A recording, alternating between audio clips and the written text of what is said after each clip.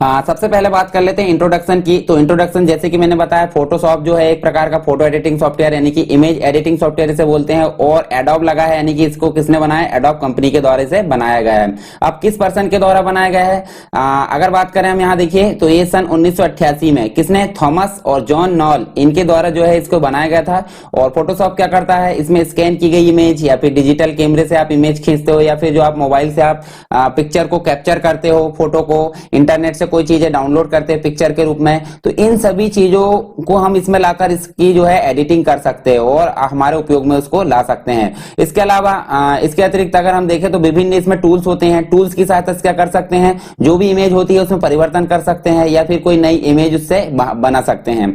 Photoshop के द्वारा picture को एडिट कर सकते हैं, ये चीजें हमने देखे। और पिक्चर में इफेक्ट मतलब अलग अलग प्रकार के इफेक्ट डाल सकते हैं, नई नई डिजाइन उसमें अप्लाई कर सकते हैं, किसके द्वारा, फोटोशॉप के माध्यम से।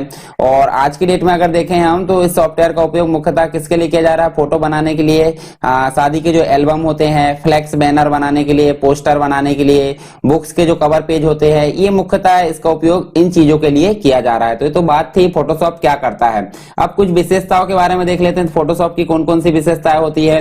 तो यहाँ अगर पहली विशेषता के बारे में हम बात करें तो जो फोटोशॉप है, फोटोशॉप में जो फाइल बनाई जाती है उनको आसानी से हम, जो वेब पेज होते हैं, वेब पेज यानी कि इंटरनेट पे जो आप जानकारी देखते हो, जिस फॉर्मेट में देखते हो उसे हम क्या बोलते हैं, वेब पेज बोलते हैं। और वेब पेज में हम आसानी से इन इमेज को उपयोग में ला सकते हैं। देखे होंगे जैसे कि अगर नॉर्मली हम देखें तो इसकी फाइल का एक्सटेंशन क्या होता है, पीएसडी यानी कि फोटोशॉप डॉक्यूमेंट होता है, परंतु इसमें हम विभिन्न प्रकार की फाइल के एक्सटेंशन के साथ सेव कर सकते हैं, जैसे जेपीजी, जीआईएफ या पीएनजी। इन सभी फॉर्मेट में हम इस जो है फोटोशॉप के द्वारा इस फाइल को सेव कर सकते हैं, जो कि आसानी से वेब पेज में उसको उपयोग में लाया जा सकता है, यानी कि वेब पेज में अपलोड किया जा सकता है।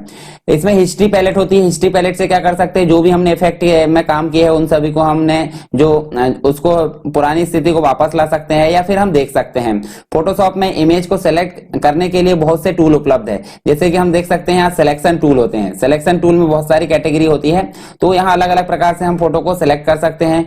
फोटोशॉप में किसी भी इमेज की जगह को सिलेक्ट करके हम उसमें अपनी इच्छा अनुसार कलर को फिल कर सकते हैं और बहुत आसानी से उसमें वो है कलर इफेक्ट को डाल सकते हैं। फिर इसके अलावा हम देखें तो फोटोशॉप में बहुत से इफेक्टिव टूल उपलब्ध होते हैं, इनकी सहायता से हम क्या कर सकते हैं, अलग अलग इफेक्ट उसमें अप्लाई कर सकते हैं। और फोटोशॉप के द्वारा किसी भी इमेज के आकार को आसानी से, यानी कि हम बोल सकते हैं इमेज के साइज को आसानी से उसमें चेंज कर सकते हैं। इमेज साइज का मतलब क्या होता है, जैसे मान लो आप एग्जाम फॉर्म भर रहे हैं तो एग्जाम फॉर्म के लिए आपको पिक्चर का साइज लगेगा, जैसे मान लो यहाँ पे हमने 50 उसकी जो है पिक्सल विड्थ दे दी है और 100 जो दे दी है उसकी हाइट दे दी है, तो 100 इंटू 50 करके अगर लेना है तो इसको हम फोटोशॉप से ऑटोमेटिक मतलब इसको आसानी से एडिट कर सकते हैं, यानी कि इमेज साइज को आसानी से चेंज कर सकते हैं। फोटोशॉप में इमेज पर जो है आसानी से कार्य करने के लिए यहाँ लेयर भी रहती है। लेयर का मतलब क्या होता है, जैसे मान लो एक हमने डिजाइन बनाया, डिजाइन में अलग अलग प्रकार की ऑब्जेक्ट को हमने प्रयोग किए, तो प्रत्येक ऑब्जेक्ट यहाँ पे लेयर कहलाता है। उस पर्टिकुलर लेयर को हम चेंज करना चाहते हैं तो हम कर सकते हैं, क्योंकि सभी लेयर आपस में सेपरेट होती है। तो जो पिक्चर बनाई जाती है फोटोशॉप में लेयर के माध्यम से बनाई जाती है। फिर फोटोशॉप के द्वारा बनाई गई इमेज को अलग अलग एक्सटेंशन हमने बात किए थे, इसमें बहुत सारे एक्सटेंशन से सेव कर सकते हैं, जैसे कि बिटमैप होता है, जीआईएफ होता है, जेपीजी होता है, पीएनजी होता है, पीडीएफ होता है। तो इन सभी फॉर्मेट में हम जो फोटोशॉप की फाइल है या जो डॉक्यूमेंट है उसको सेव कर सकते हैं। तो ये तो बात हो गई इसकी विशेषताओं की। विशेषताएं और बहुत सारी हो सकती है, परंतु नॉर्मली जो मुख्य रूप से होती है वो हमने देख लिया है। और जब आप फोटोशॉप पढ़ोगे तो आपके सामने विशेषताओं का ढेर लगा होगा एक तरीके से। अब बात कर लेते हैं फोटोशॉप के वर्जन की। तो जैसे कि आपको पता है हम फोटोशॉप 7.0 के बारे में डिस्कस करेंगे कंप्लीट, और इसके बारे में हम सारी चीजें एक्सपेरिमेंट करके देखेंगे। फिर अगर बात करें तो CS वाला वर्जन आ गया है, CS के CS2 आया, CS3 आया, CS4 आया, CS5 आया, 6 आया, उसके बाद CC आया।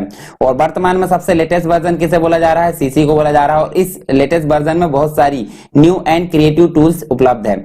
हालांकि 7.0 हम कर लेंगे, और उसके अलावा अगर आपकी रिक्वायरमेंट है कोई नए वर्जन की तो हम उस नए वर्जन पर भी आपके सामने ट्यूटोरियल लाकर प्रस्तुत कर देंगे, अगर आपकी रिक्वायरमेंट है तो उसके लिए भी आप कमेंट कर सकते हैं। अभी तो हम देखेंगे क्या 7.0। चलिए देखते हैं नेक्स्ट। अब बात करते हैं इसके अंतर्गत ग्राफिक्स की, मतलब कंप्यूटर ग्राफिक्स किसे बोलते हैं।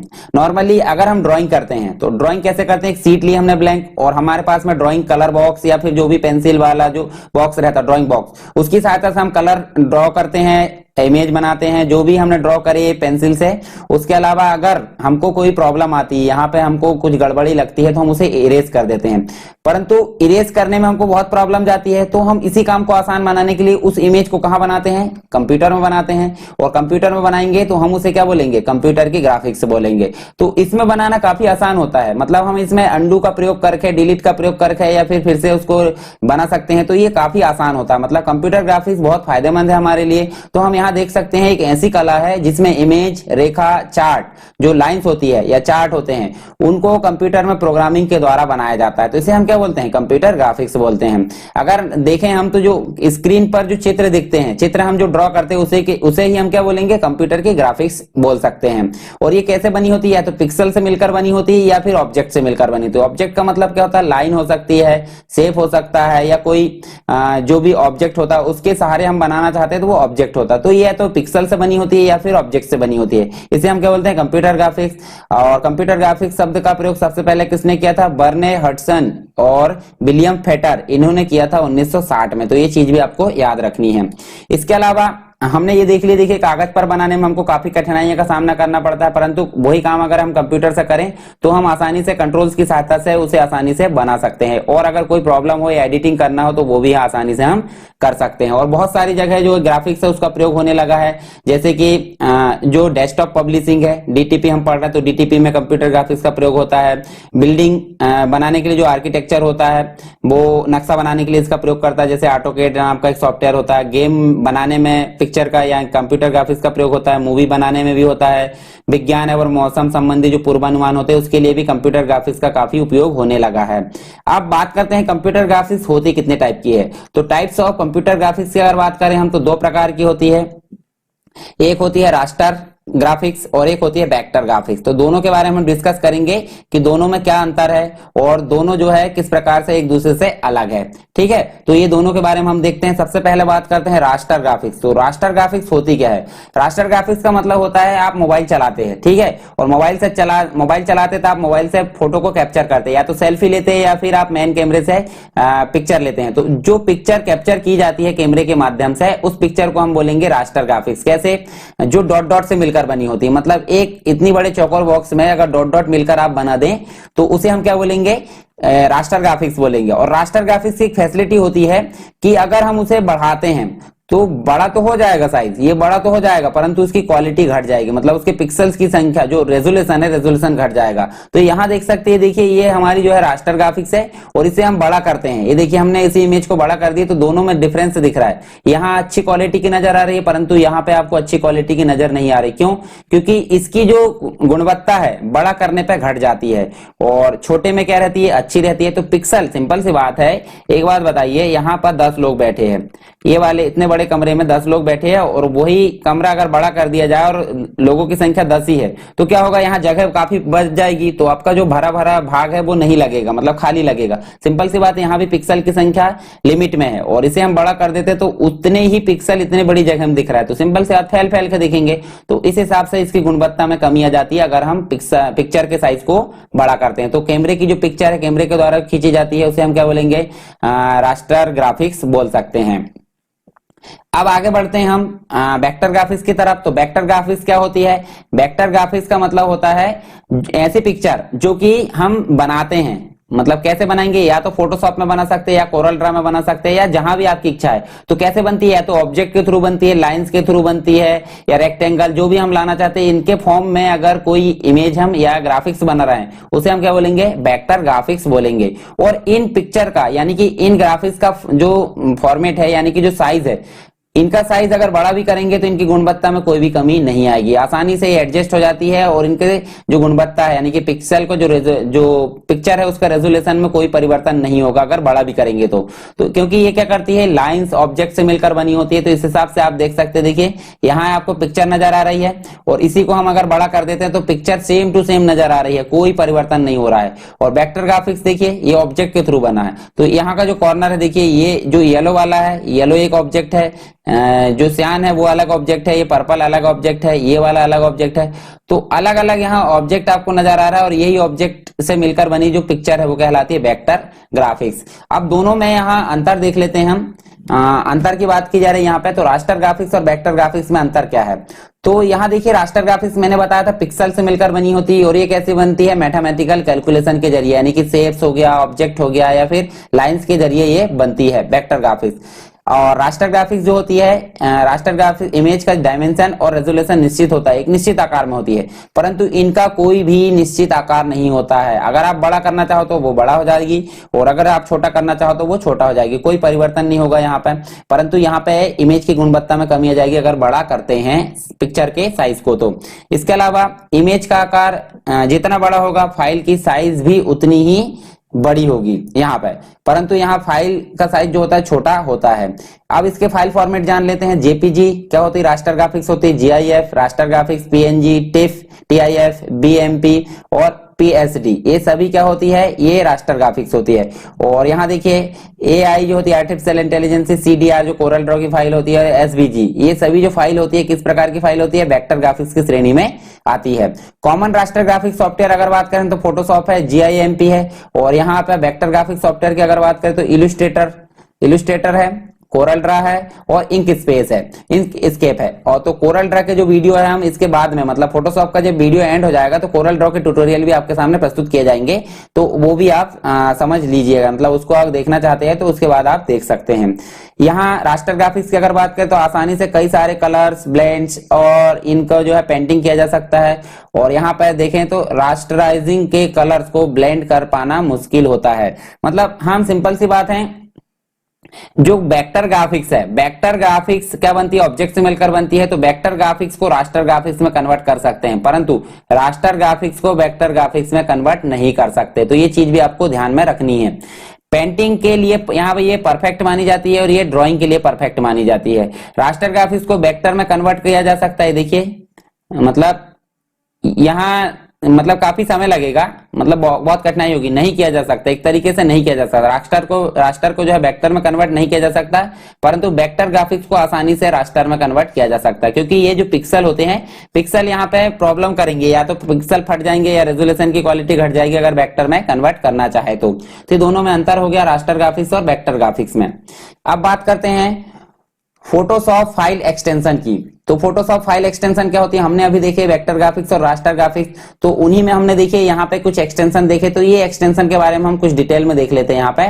तो बाय डिफॉल्ट अगर बात करें तो फोटोशॉप का बाय डिफॉल्ट एक्सटेंशन क्या होता है, पीएचडी, यानी कि .phd, जिसे हम बोलते हैं फोटोशॉप डॉक्यूमेंट। ठीक है, फोटोशॉप डॉक्यूमेंट इसका जो होता है फुल फॉर्म होता है, और इसी फाइल फॉर्मेट में ये सेव होती है। परंतु अगर हम चाहें तो इसके अलावा हम बहुत सारी फाइल फॉर्मेट में इसको बदल सकते हैं। जब हम फोटोशॉप में कोई डॉक्यूमेंट या फाइल को सेव करते हैं तो हम उसे जीआईएफ में बदल सकते हैं, आईएमजी में बदल सकते हैं, पीएनजी में बदल सकते हैं, जेपीजी में, डब्ल्यूपीजी में, टीआईएफ में और एपीएस में। तो अलग अलग फाइल फॉर्मेट में हम उसको बदल सकते हैं। जैसे देखिए जीआईएफ का फुल फॉर्म क्या होता है, ग्राफिकल इमेज फाइल होता है, और इसके अलावा इमेज फाइल आईएमजी फाइल होती है, टिफ मतलब होता है टैग्ड इमेज फाइल फॉर्मेट होता है, ईपीएस यानी कि इनकैप्सुलेटेड पोस्ट स्क्रिप्ट होता है, डब्ल्यूपीजी होता है, और जेपीजी की अगर बात करें तो ज्वाइंट फोटोग्राफिक्स एक्सपर्ट ग्रुप इसे बोलते हैं, बीएमपी यानी कि बिटमैप फाइल होती है, पीएनजी यानी कि पोर्टेबल नेटवर्क ग्राफिक्स होता है। तो एक एक करके डिस्क्राइब कर लेते हैं सबको।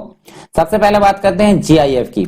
जीआईएफ यानी कि ग्राफिक्स इंटरचेंज फाइल फॉर्मेट। ठीक है, तो यहाँ पे अगर बात करें हम तो इस फाइल फॉर्मेट का प्रयोग मुख्य रूप से सिंथेटिक डायग्राम, लोगो, जो लोगो होते हैं कंपनी, मतलब हमारे कंपनी के, जैसे देखिए ये जो लोगो है हमारा जो है सरकारी स्टडी बेस्ड एजुकेशन का, इसके लिए भी हम इसका प्रयोग करेंगे, किसका, जीआईएफ का। नेविगेशन बटन अगर बनाना तो हम इसी का प्रयोग करेंगे। तो ये जो होती है फ्लैट इमेज बनाने के लिए किया जाता है, और ये रंगों के लिए कलर लुकअप टेबल का प्रयोग करती है, और केवल 256 कलर प्रति इमेज के लिए प्रयोग करता है। नेक्स्ट अगर बात करें हम आईएमजी की, तो आईएमजी फाइल फॉर्मेट जो होती है मुख्य रूप से आईएमजी प्रोग्राम के साथ करने के लिए इसे बनाया जाता है, और यह फाइल फॉर्मेट मोनोक्रोम और ग्रे स्केल इमेज को हैंडल करती है। मोनोक्रोम का मतलब होता है सिंगल कलर, और ग्रे स्केल मतलब जो ग्रे और जो ब्लैक और जो व्हाइट होता है दोनों मिक्स करके जो कलर बनता है ग्रे स्केल, उसको हैंडल करने के लिए प्रयोग की जाती है आईएमजी फाइल फॉर्मेट।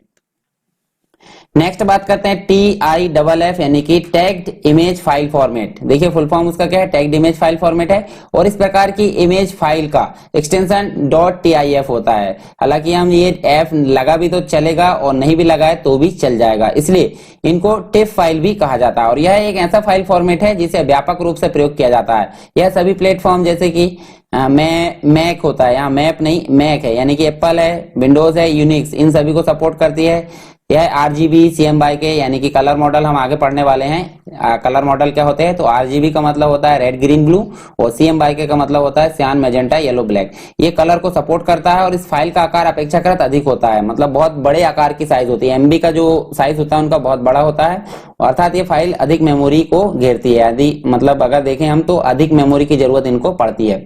फिर नेक्स्ट जो है EPS यानी कि इनकैप्सुलेटेड पोस्ट स्क्रिप्ट फाइल इन्हें बोला जाता है। देखिए फुल फॉर्म यहाँ दिया है, इनकैप्सुलेटेड पोस्ट स्क्रिप्ट फाइल इन्हें बोला जाता है। और यह इमेज वह इमेज होती है जिनका प्रयोग ग्राफिक्स फाइल को रेंडरिंग करने के लिए इनका प्रयोग किया जाता है, ताकि इनको किसी अन्य पोस्ट स्क्रिप्ट डॉक्यूमेंट में प्रयोग किया जा सके। EPS फाइल का मुख्य लाभ क्या होता है, इनका आकार उसकी गुणवत्ता में परिवर्तन किए बिना परिवर्तित किया जा सकता है। मतलब अगर इतनी बड़ी साइज है और हम इतनी बड़ी करना चाहते हैं तो कोई भी गुणवत्ता में परिवर्तन नहीं होगा और ये साइज ऑटोमेटिक बदल जाएगा यहाँ पर, तो ये इसका फायदा होता है। और जो हाई लेवल की जो प्रिंटिंग होती है उनके लिए प्रयोग किया जाता है EPS फाइल एक्सटेंशन।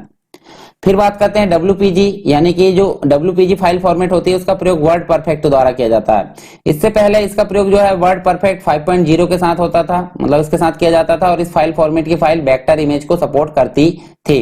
नेक्स्ट बात करते हैं JPG, और JPG जो है सबसे कॉमन एक्सटेंशन इसे माना जाता है। आप अगर मोबाइल से फोटो खींचोगे तो उसका बाय डिफॉल्ट एक्सटेंशन क्या होता है, .jpg होता है। तो JPG यानी कि जॉइंट फोटोग्राफिक एक्सपर्ट ग्रुप इसे बोला जाता है और यह रास्टर ग्राफिक्स फाइल फॉर्मेट है। ये हमने देखे पिछली स्लाइड में, डॉस, विंडोज, मैकिंटोश और यूनिक्स आदि के लिए स्पेस के लिए बचत करने के लिए, मतलब ये इनका जो साइज होता है, मतलब जो JPG फाइल होती है इनका साइज कैसा होता है, बहुत कम होता है और ये कंप्रेस करती है अपने आप में। तो कंप्रेस कर देगी, सिंपल सी बात है, क्वालिटी इसकी जो है घट जाएगी। और JPG फाइल को लगभग सभी सॉफ्टवेयर में इंपोर्ट किया जा सकता है आसानी से। यह सबसे अधिक प्रयोग में आने वाला फाइल फॉर्मेट इसे माना जाता है। JPG file RGB colour mode में होती है, RGB यानी कि red green blue colour mode में होती है और इनको प्रिंटिंग के लिए प्रयोग किए जाने के लिए सबसे अधिक मतलब RGB से CMYK में परिवर्तित किया जा सकता है। मतलब RGB जो होता है 3 कलर मॉडल, मतलब 3 कलर का कॉम्बिनेशन वाला मॉडल है और ये 4 कलर के कॉम्बिनेशन वाला कलर मॉडल इसे बोला जाता है, यानी कि CMYK। अब बात करते हैं PNG की, तो PNG यानी कि पोर्टेबल नेटवर्क ग्राफिक्स, यहाँ फुल फॉर्म आप देख सकते हैं, पोर्टेबल नेटवर्क ग्राफिक्स इसे बोला जाता है और यह इंटरनेट पर सबसे अधिक इस्तेमाल किया जाने वाला जो है दोष रहित यानी कि बिना हानि के उपयोग किए जाने वाला, यानी कि बिना अवगुणों के उपयोग किए जाने वाला इसका एक्सटेंशन बोला जाता है और इमेज कंप्रेशन फॉर्मेट है। और यह जो है GIF की तरह 8 बिट कलर को सपोर्ट करता है। यहाँ पे दोष रहित कंप्रेशन का अर्थ क्या होता है कि वे एडिटिंग के दौरान अपनी क्वालिटी नहीं खोती है, मतलब एडिटिंग अगर कर दोगे तो ये अपनी क्वालिटी सेम टू सेम जैसी पहले थी वैसे ही बनाए रखती है। PNG में ट्रांसपेरेंसी के लिए कई ऑप्शन होते हैं। ट्रांसपेरेंसी का मतलब क्या होता है, पारदर्शिता। PNG 24, PNG 32 ट्रांसपेरेंसी को सपोर्ट करती है और यह GIF की तुलना में अधिक एडवांस तरीके से इसका उपयोग किया जा सकता है। फिर बात करते हैं बिटमैप फाइल फॉर्मेट की, तो आपने अगर पेंट ब्रश का उपयोग करे होंगे तो पेंट ब्रश में मुख्य रूप से बिटमैप फाइल फॉर्मेट ही सेव होती है बाय डिफॉल्ट। और यहाँ माइक्रोसॉफ्ट विंडोज का एक स्टैंडर्ड रास्टर फॉर्मेट है, यानी कि मानक रास्टर फॉर्मेट है और BMP फाइल को विंडोज के पेंट ब्रश प्रोग्राम में हमने देखे हैं इसमें प्रयोग किया जाता है। तो अलग अलग प्रकार से इसको हम डिजाइन कर सकते हैं पेंट ब्रश में और इसको विंडोज के जो बैकग्राउंड है उसके साथ भी इसे सेव किया जा सकता है। तो ये चीजें आपको याद रखनी है। सभी एक्सटेंशन हमने कंप्लीट कर लिए यहाँ पे। अब नेक्स्ट अगर बात करें हम, तो नेक्स्ट जो होता है कलर मॉडल। तो कलर मॉडल होते क्या हैं, कलर मॉडल जैसे मान लो कलर मॉडल हम इसे बोलेंगे RGB या बोल सकते हैं हम CMYK। तो एक निश्चित कलर संख्या है, देखिए 4 कलर की संख्या है और यहाँ पे 3 कलर की है, परंतु ये छोटी सी कलर की संख्या मिलाकर बड़ी रेंज बनाते हैं, मतलब 16 लाख मिलियन कलर बना सकते हैं अगर RGB की बात करें तो सिंपल सी बात है, ऐसे कलर का संख्या या ऐसे कलर का सेट जो अन्य कलर की रेंज को बनाने में सक्षम हो, क्या बोलेंगे हम उसे? कलर मॉडल बोलेंगे। तो यहां देख सकते हैं हम, देखिए प्राइमरी रंगों के एक छोटे से सेट, यानी कि प्राइमरी रंग कौन कौन से हो गए? या तो सियान, मैजेंटा, येलो, ब्लैक हो गए, या फिर आरजीबी हो गए, यानी कि रेड, ग्रीन, ब्लू हो गए। तो छोटे से जो सेट होते हैं वो पूरी रेंज बनाने में सक्षम होते हैं।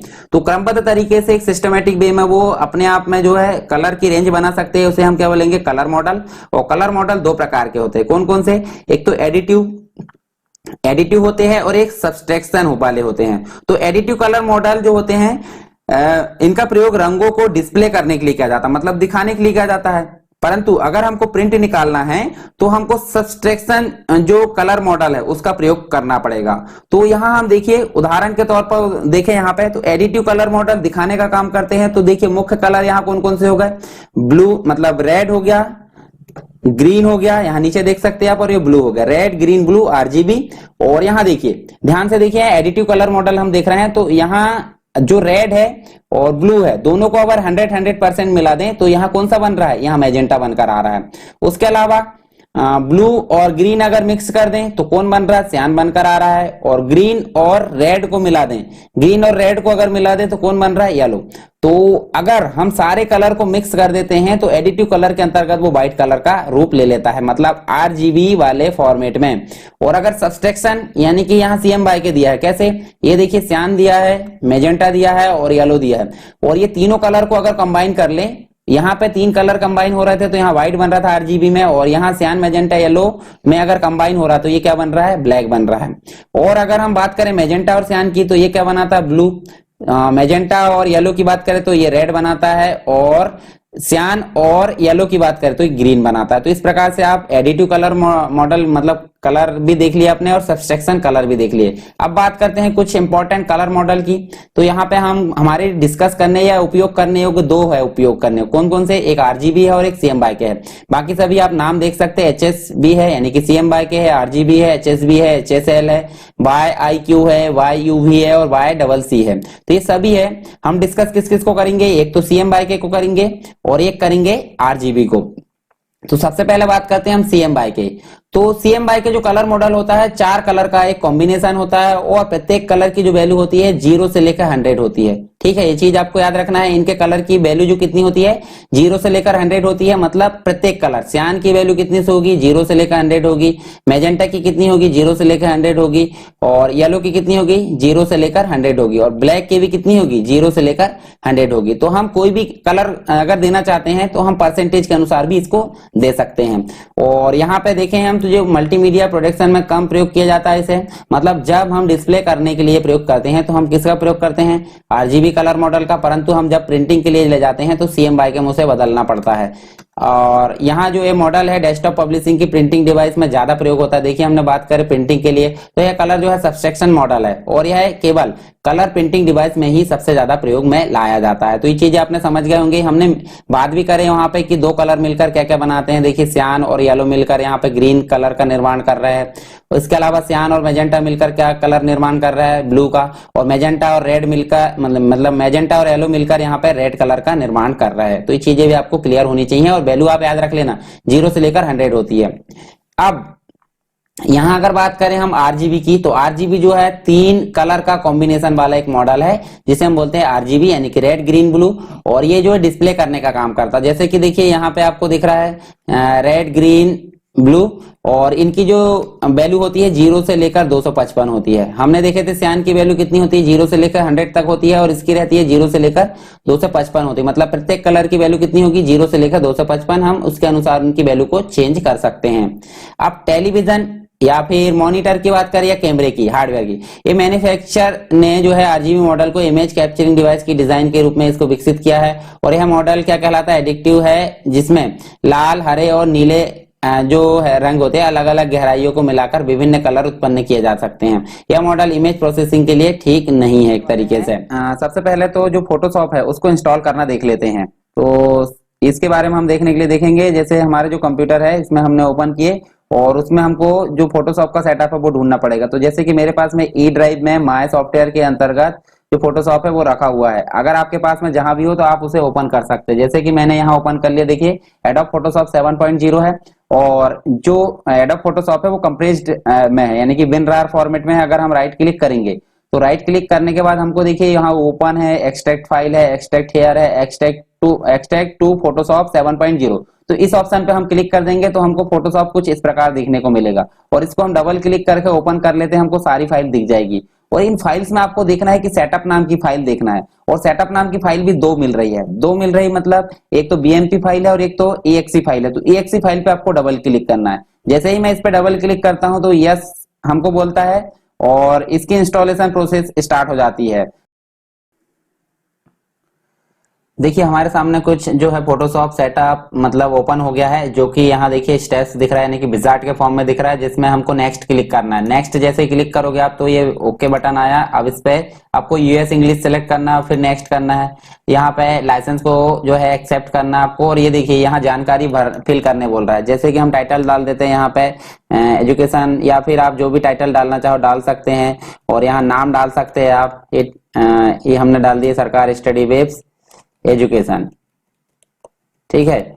और यहाँ कंपनी डाल दिए, क्या कंपनी डाल दी हमने, SSW डाल दिए। और उसके बाद यहाँ सीरियल नंबर मांग रहा, तो सीरियल नंबर के लिए आपको क्या करना पड़ेगा, इसको आप मिनिमाइज करिए, और जो जहां से आपने सेटअप पर डबल क्लिक किया तो उसके साइड में आपको सीरियल नंबर एक फाइल दिखेगी नोटपैड की। तो आप एक कर जो सारी सीरियल है एक बार कॉपी करिए, और आपको सेटअप वाली जगह में जाना और यहाँ लाकर पेस्ट करना है। और उसके बाद क्या करना है, नेक्स्ट, और फिर यस बटन पे क्लिक करना है। और उसके बाद नेक्स्ट करते जाइए। ये देखिए नेक्स्ट करने के बाद ये देखिए सारी जो प्रोसेस है आपकी स्टार्ट हो चुकी है फोटोशॉप इंस्टॉल होने की। ये 100 तक पहुंचेगा और आपका जो फोटोशॉप है कंप्लीट इंस्टॉल हो जाएगा।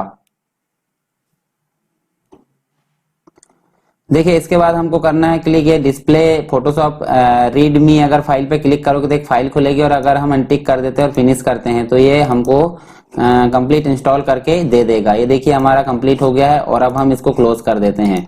इसके बाद हम फोटोशॉप को ओपन करके देख सकते हैं। ओपन कैसे करेंगे, विंडो बटन पे क्लिक करेंगे, और यहाँ आपको या तो फोटोशॉप दिख सकता है या फिर आप फोटोशॉप को टाइप कर सकते हैं। देखिए फोटोशॉप आपने टाइप करिए, देखिए नीचे दिख रहा है, इसको क्लिक करेंगे तो आपका जो फोटोशॉप है वो स्टार्ट हो जाएगा। ये देखिए हमारा जो फोटोशॉप है ओपन होने लगा है।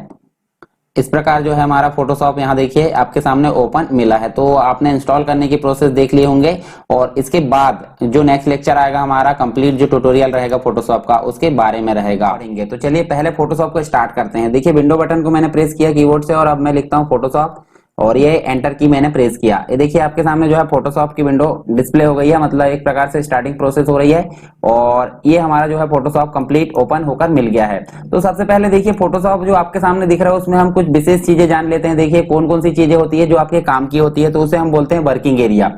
तो सबसे पहले देखते हैं टाइटल बार होता है। तो टाइटल बार जो होता है देखिए लोगो होता है फोटोशॉप का नाम होता है, उसके अलावा आप कंट्रोल बटन देख सकते हैं, परंतु यहाँ इमेज नहीं है। और अगर इमेज आ जाती है, जैसे मैं इमेज को समझा दूंगा कैसे लाते हैं, परंतु अभी पहले हम एक इमेज लाकर देख लेते हैं डायरेक्टली।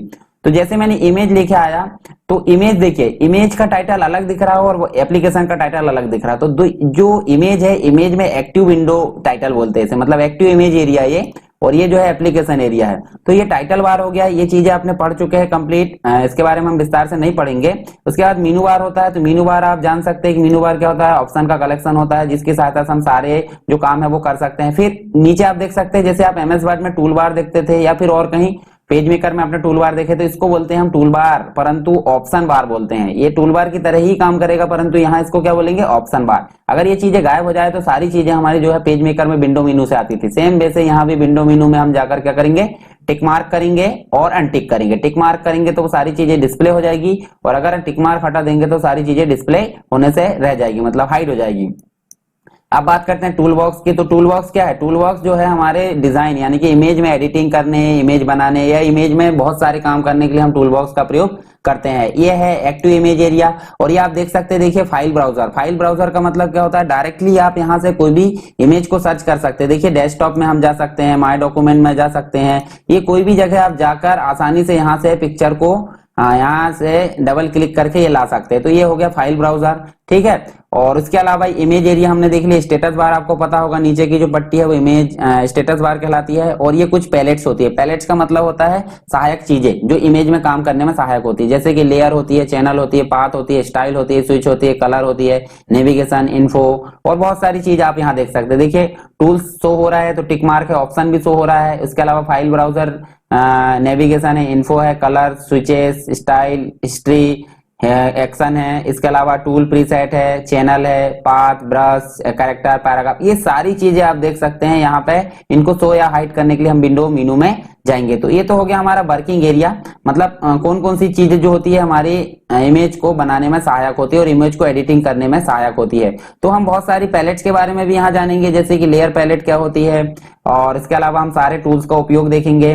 तो चलिए एक एक करके हम सबसे पहले देखते हैं न्यू इमेज बनाना। तो पहले न्यू इमेज बनाएंगे तो ही हम टूल्स का प्रयोग कर सकते हैं। तो पहले तो हम देख लेते हैं न्यू इमेज कैसे बनाते हैं। तो देखिए न्यू इमेज बनाने के लिए हम करेंगे फाइल मेनू में क्लिक, और फाइल मेनू में जाएंगे तो हमारे सामने Ctrl+N दिख रहा है। Ctrl+N या फिर न्यू ऑप्शन, दोनों चीजें आप क्लिक कर सकते हैं, तो दोनों में से आपको न्यू इमेज बनकर मिलेगी। तो हम क्लिक कर देते हैं न्यू इमेज पर, यानी कि न्यू और जो ऑप्शन है या फिर Ctrl+N। ये देखिए हमारे सामने डायलॉग बॉक्स आया। ये डायलॉग बॉक्स आपको विशेष तौर पर ध्यान देने की बनती है। देखिए सबसे पहले दिया इमेज का नाम, तो इमेज का नाम हम दे देते हैं, जैसे देख लेते हैं माय इमेज मैंने नाम दे दिया। अब बात करते हैं, देखिए यहाँ नीचे साइज दिया है, तो साइज जैसे पेज के साइज होते थे पेज मेकर में, उसी प्रकार इमेज के साइज होते हैं। तो स्टैंडर्ड साइज जो स्टूडियो में प्रिंट करने योग्य साइज होते हैं वो साइज आपको यहाँ मिलेंगे। जैसे 4:6 में सिलेक्ट कर लेता हूँ। 4:6 की विड्थ और हाइट आ गई है। किस फॉर्मेट में आ रही है? इंच में। ठीक है, इंच में आ सकती है, मिलीमीटर में आ सकती है, पिक्सल में आ सकती है, पॉइंट में आ सकती है, कॉलम में आ सकती है। तो हम बाय डिफॉल्ट जो होता है इंच का प्रयोग करते हैं।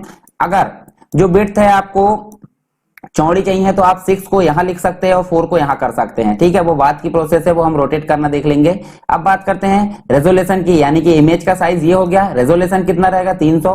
अब 300 जो होता है एक स्टैंडर्ड साइज का रेजोल्यूशन। जैसे हमने पेज बनाते समय, यानी कि पेज मेकर का जब लेक्चर पढ़ रहे थे तो उसमें पेज बनाते समय हमने देखे थे 72, मतलब 72 से कितना रेजोल्यूशन रहता था? 4800। परंतु ये बहुत हैवी हो जाएगा और 72 बहुत कम हो जाएगा। तो हम एक लिमिट, मतलब एक स्टैंडर्ड लेते हैं जिसे हम बोलते हैं 300। तो रेजोल्यूशन मतलब होता है पिक्चर की क्वालिटी। फिर कलर मॉडल भी हमने पढ़े पिछले लेक्चर में फोटोशॉप के। तो कलर मॉडल आपको पता होगा, देखिए bitmap, grey scale, RGB, CMYK, lap colour. तो जो डिस्प्ले करने के लिए हम यूज करते हैं वो आरजीबी होता है, और जो प्रिंट करने के लिए यूज करते हैं उसे बोलते हैं CMYK। तो हम अभी यूज क्या कर रहे हैं देखने के लिए, तो हम आरजीबी कर लेते हैं।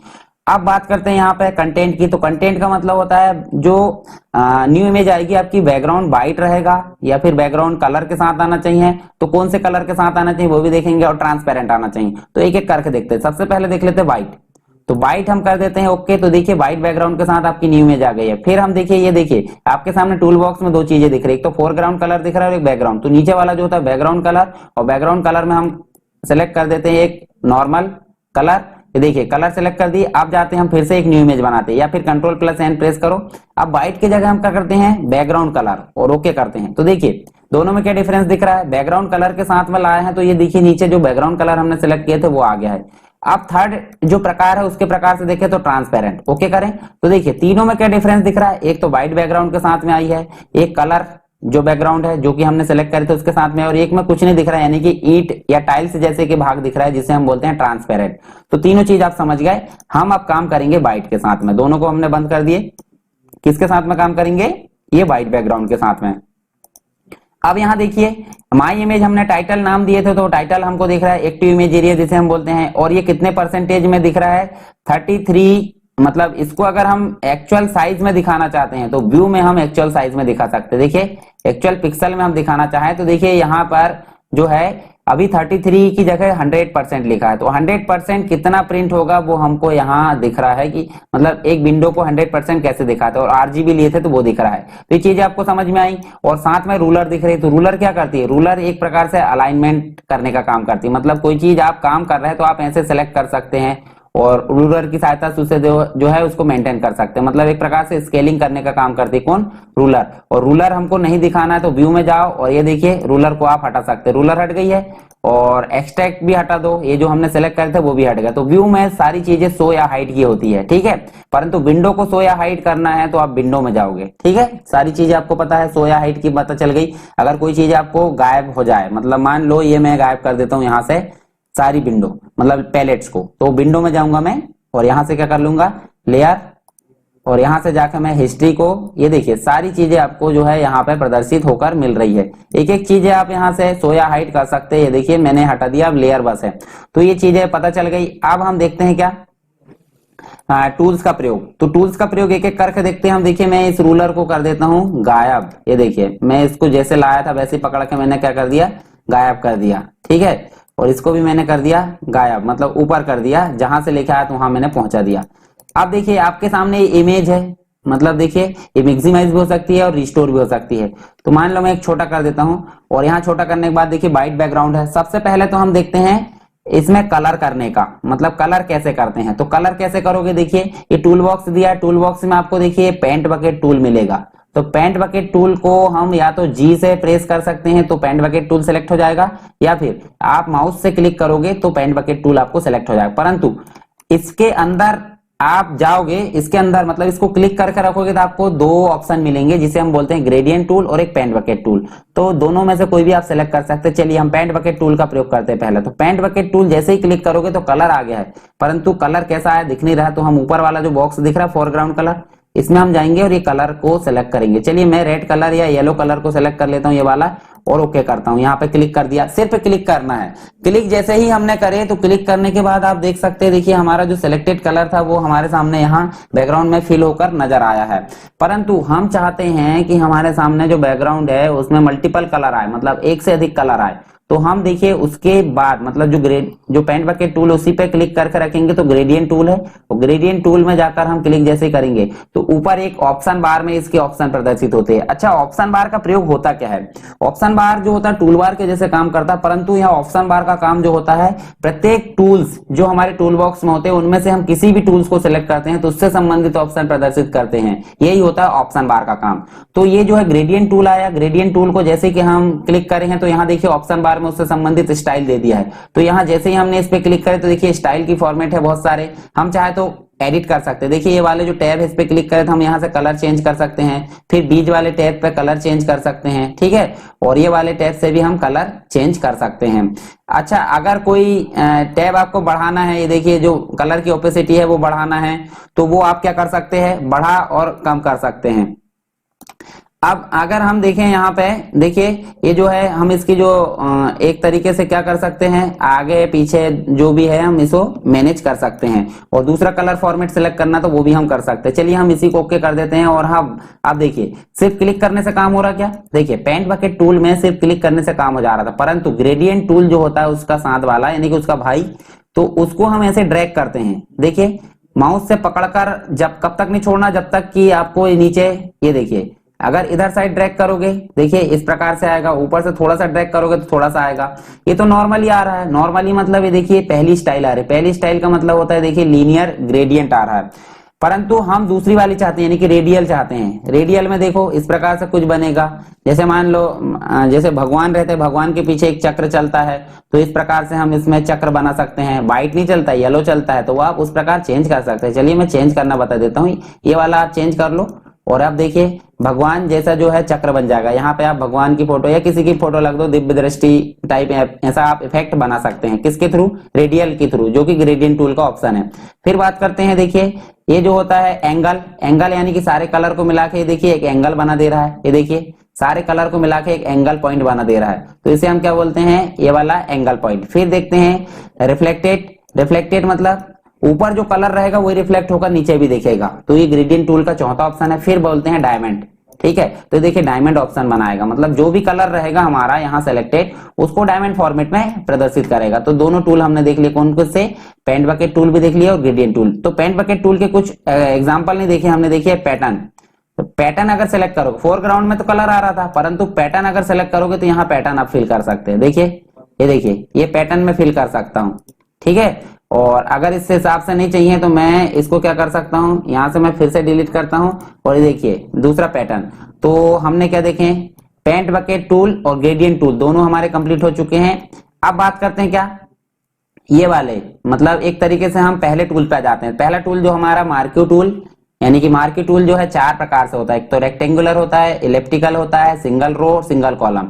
तो जैसे रेक्टेंगुलर होता है, रेक्टेंगुलर का प्रयोग हम किस लिए करते हैं, जैसे पर्टिकुलर किसी भाग, यानी मान लीजिए मैं इस भाग को सेलेक्ट कर लेता हूं, और इस भाग को देखिए जूम इन और जूम आउट किससे होता है, कंट्रोल प्लस स्पेस, यानी कि कीबोर्ड से कंट्रोल के साथ में स्पेस आप दबाकर रखोगे और माउस की बटन को क्लिक करोगे तो क्या होगा, जूम इन होगा, यानी कि विंडो बड़ी होगी। और अगर साथ में control plus space plus alter तीनों बटन दबाओ और माउस क्लिक करना है तो विंडो को छोटी कर सकते हैं। और इसका एक और तरीका है, जैसे देखिए ये टूल है, यहाँ देखिए ये है जूम टूल। जूम टूल को आप वैसे ही क्लिक करोगे तो प्लस होगा और अल्टर के साथ क्लिक करोगे तो माइनस होगा। तो दोनों ही तरीके से आप जूम इन जूम आउट कर सकते हैं। तो दोनों तरीके जो आपको अच्छा लगे वो आप कर सकते हैं, कोई दिक्कत नहीं। तो ये देखिए मैंने मार्क्यू टूल से सेलेक्ट किया। अब मूव टूल जो करता है सिलेक्टेड एरिया को मूव कराने का काम करता है। देखिए ये मूव करा रहा है। चलिए मैं एक इमेज ओपन करता हूँ। यहाँ पे इमेज ओपन करने के लिए क्या करा जाता है, ओपन करने के लिए कभी भी फाइल मेनू में ओपन पे जाया जाता है या कंट्रोल हो। परंतु एक और शॉर्टकट तरीका होता है, जब आप यहाँ खाली जगह पर क्लिक करोगे डबल तो आपको ओपन का डायलॉग बॉक्स दिख गया और यहाँ से हम कोई भी इमेज ओपन कर सकते हैं। देखिए जैसे मैं माय डॉक्यूमेंट में जाता हूँ और माय डॉक्यूमेंट में जाकर डाउनलोड में यहाँ मैं देख सकता हूँ दिस पीसी में डाउनलोड में, और यहाँ मेरे को इमेज मिलेगी। देखिए ये है, ये जस्टिन ट्रूडो है कनाडा के प्रधानमंत्री। इनके ऊपर छेड़खानी करते हैं, मतलब छेड़खानी मतलब ये नहीं, उनकी फोटो में थोड़ा एडिटिंग करते हैं, ठीक है। तो यहाँ देखिए जैसे मान लीजिए मैं ये वाली चीज को उठाकर दूसरी जगह ले जाना चाहता हूँ, तो मूव टूल हमने मार्क्यू टूल से पहले सेलेक्ट कर लिए और इसको उठाकर इधर ले गए। तो इस प्रकार आप मूव कर सकते हैं, परंतु हम चाहते हैं इलेप्टिकल में जाए। तो इलेप्टिकल का प्रयोग ऐसे, देखिए हमने इलेप्टिकल सेलेक्ट करे और मूव टूल सेलेक्ट करे हमने और ये ऐसे ले जा लिए, ठीक है।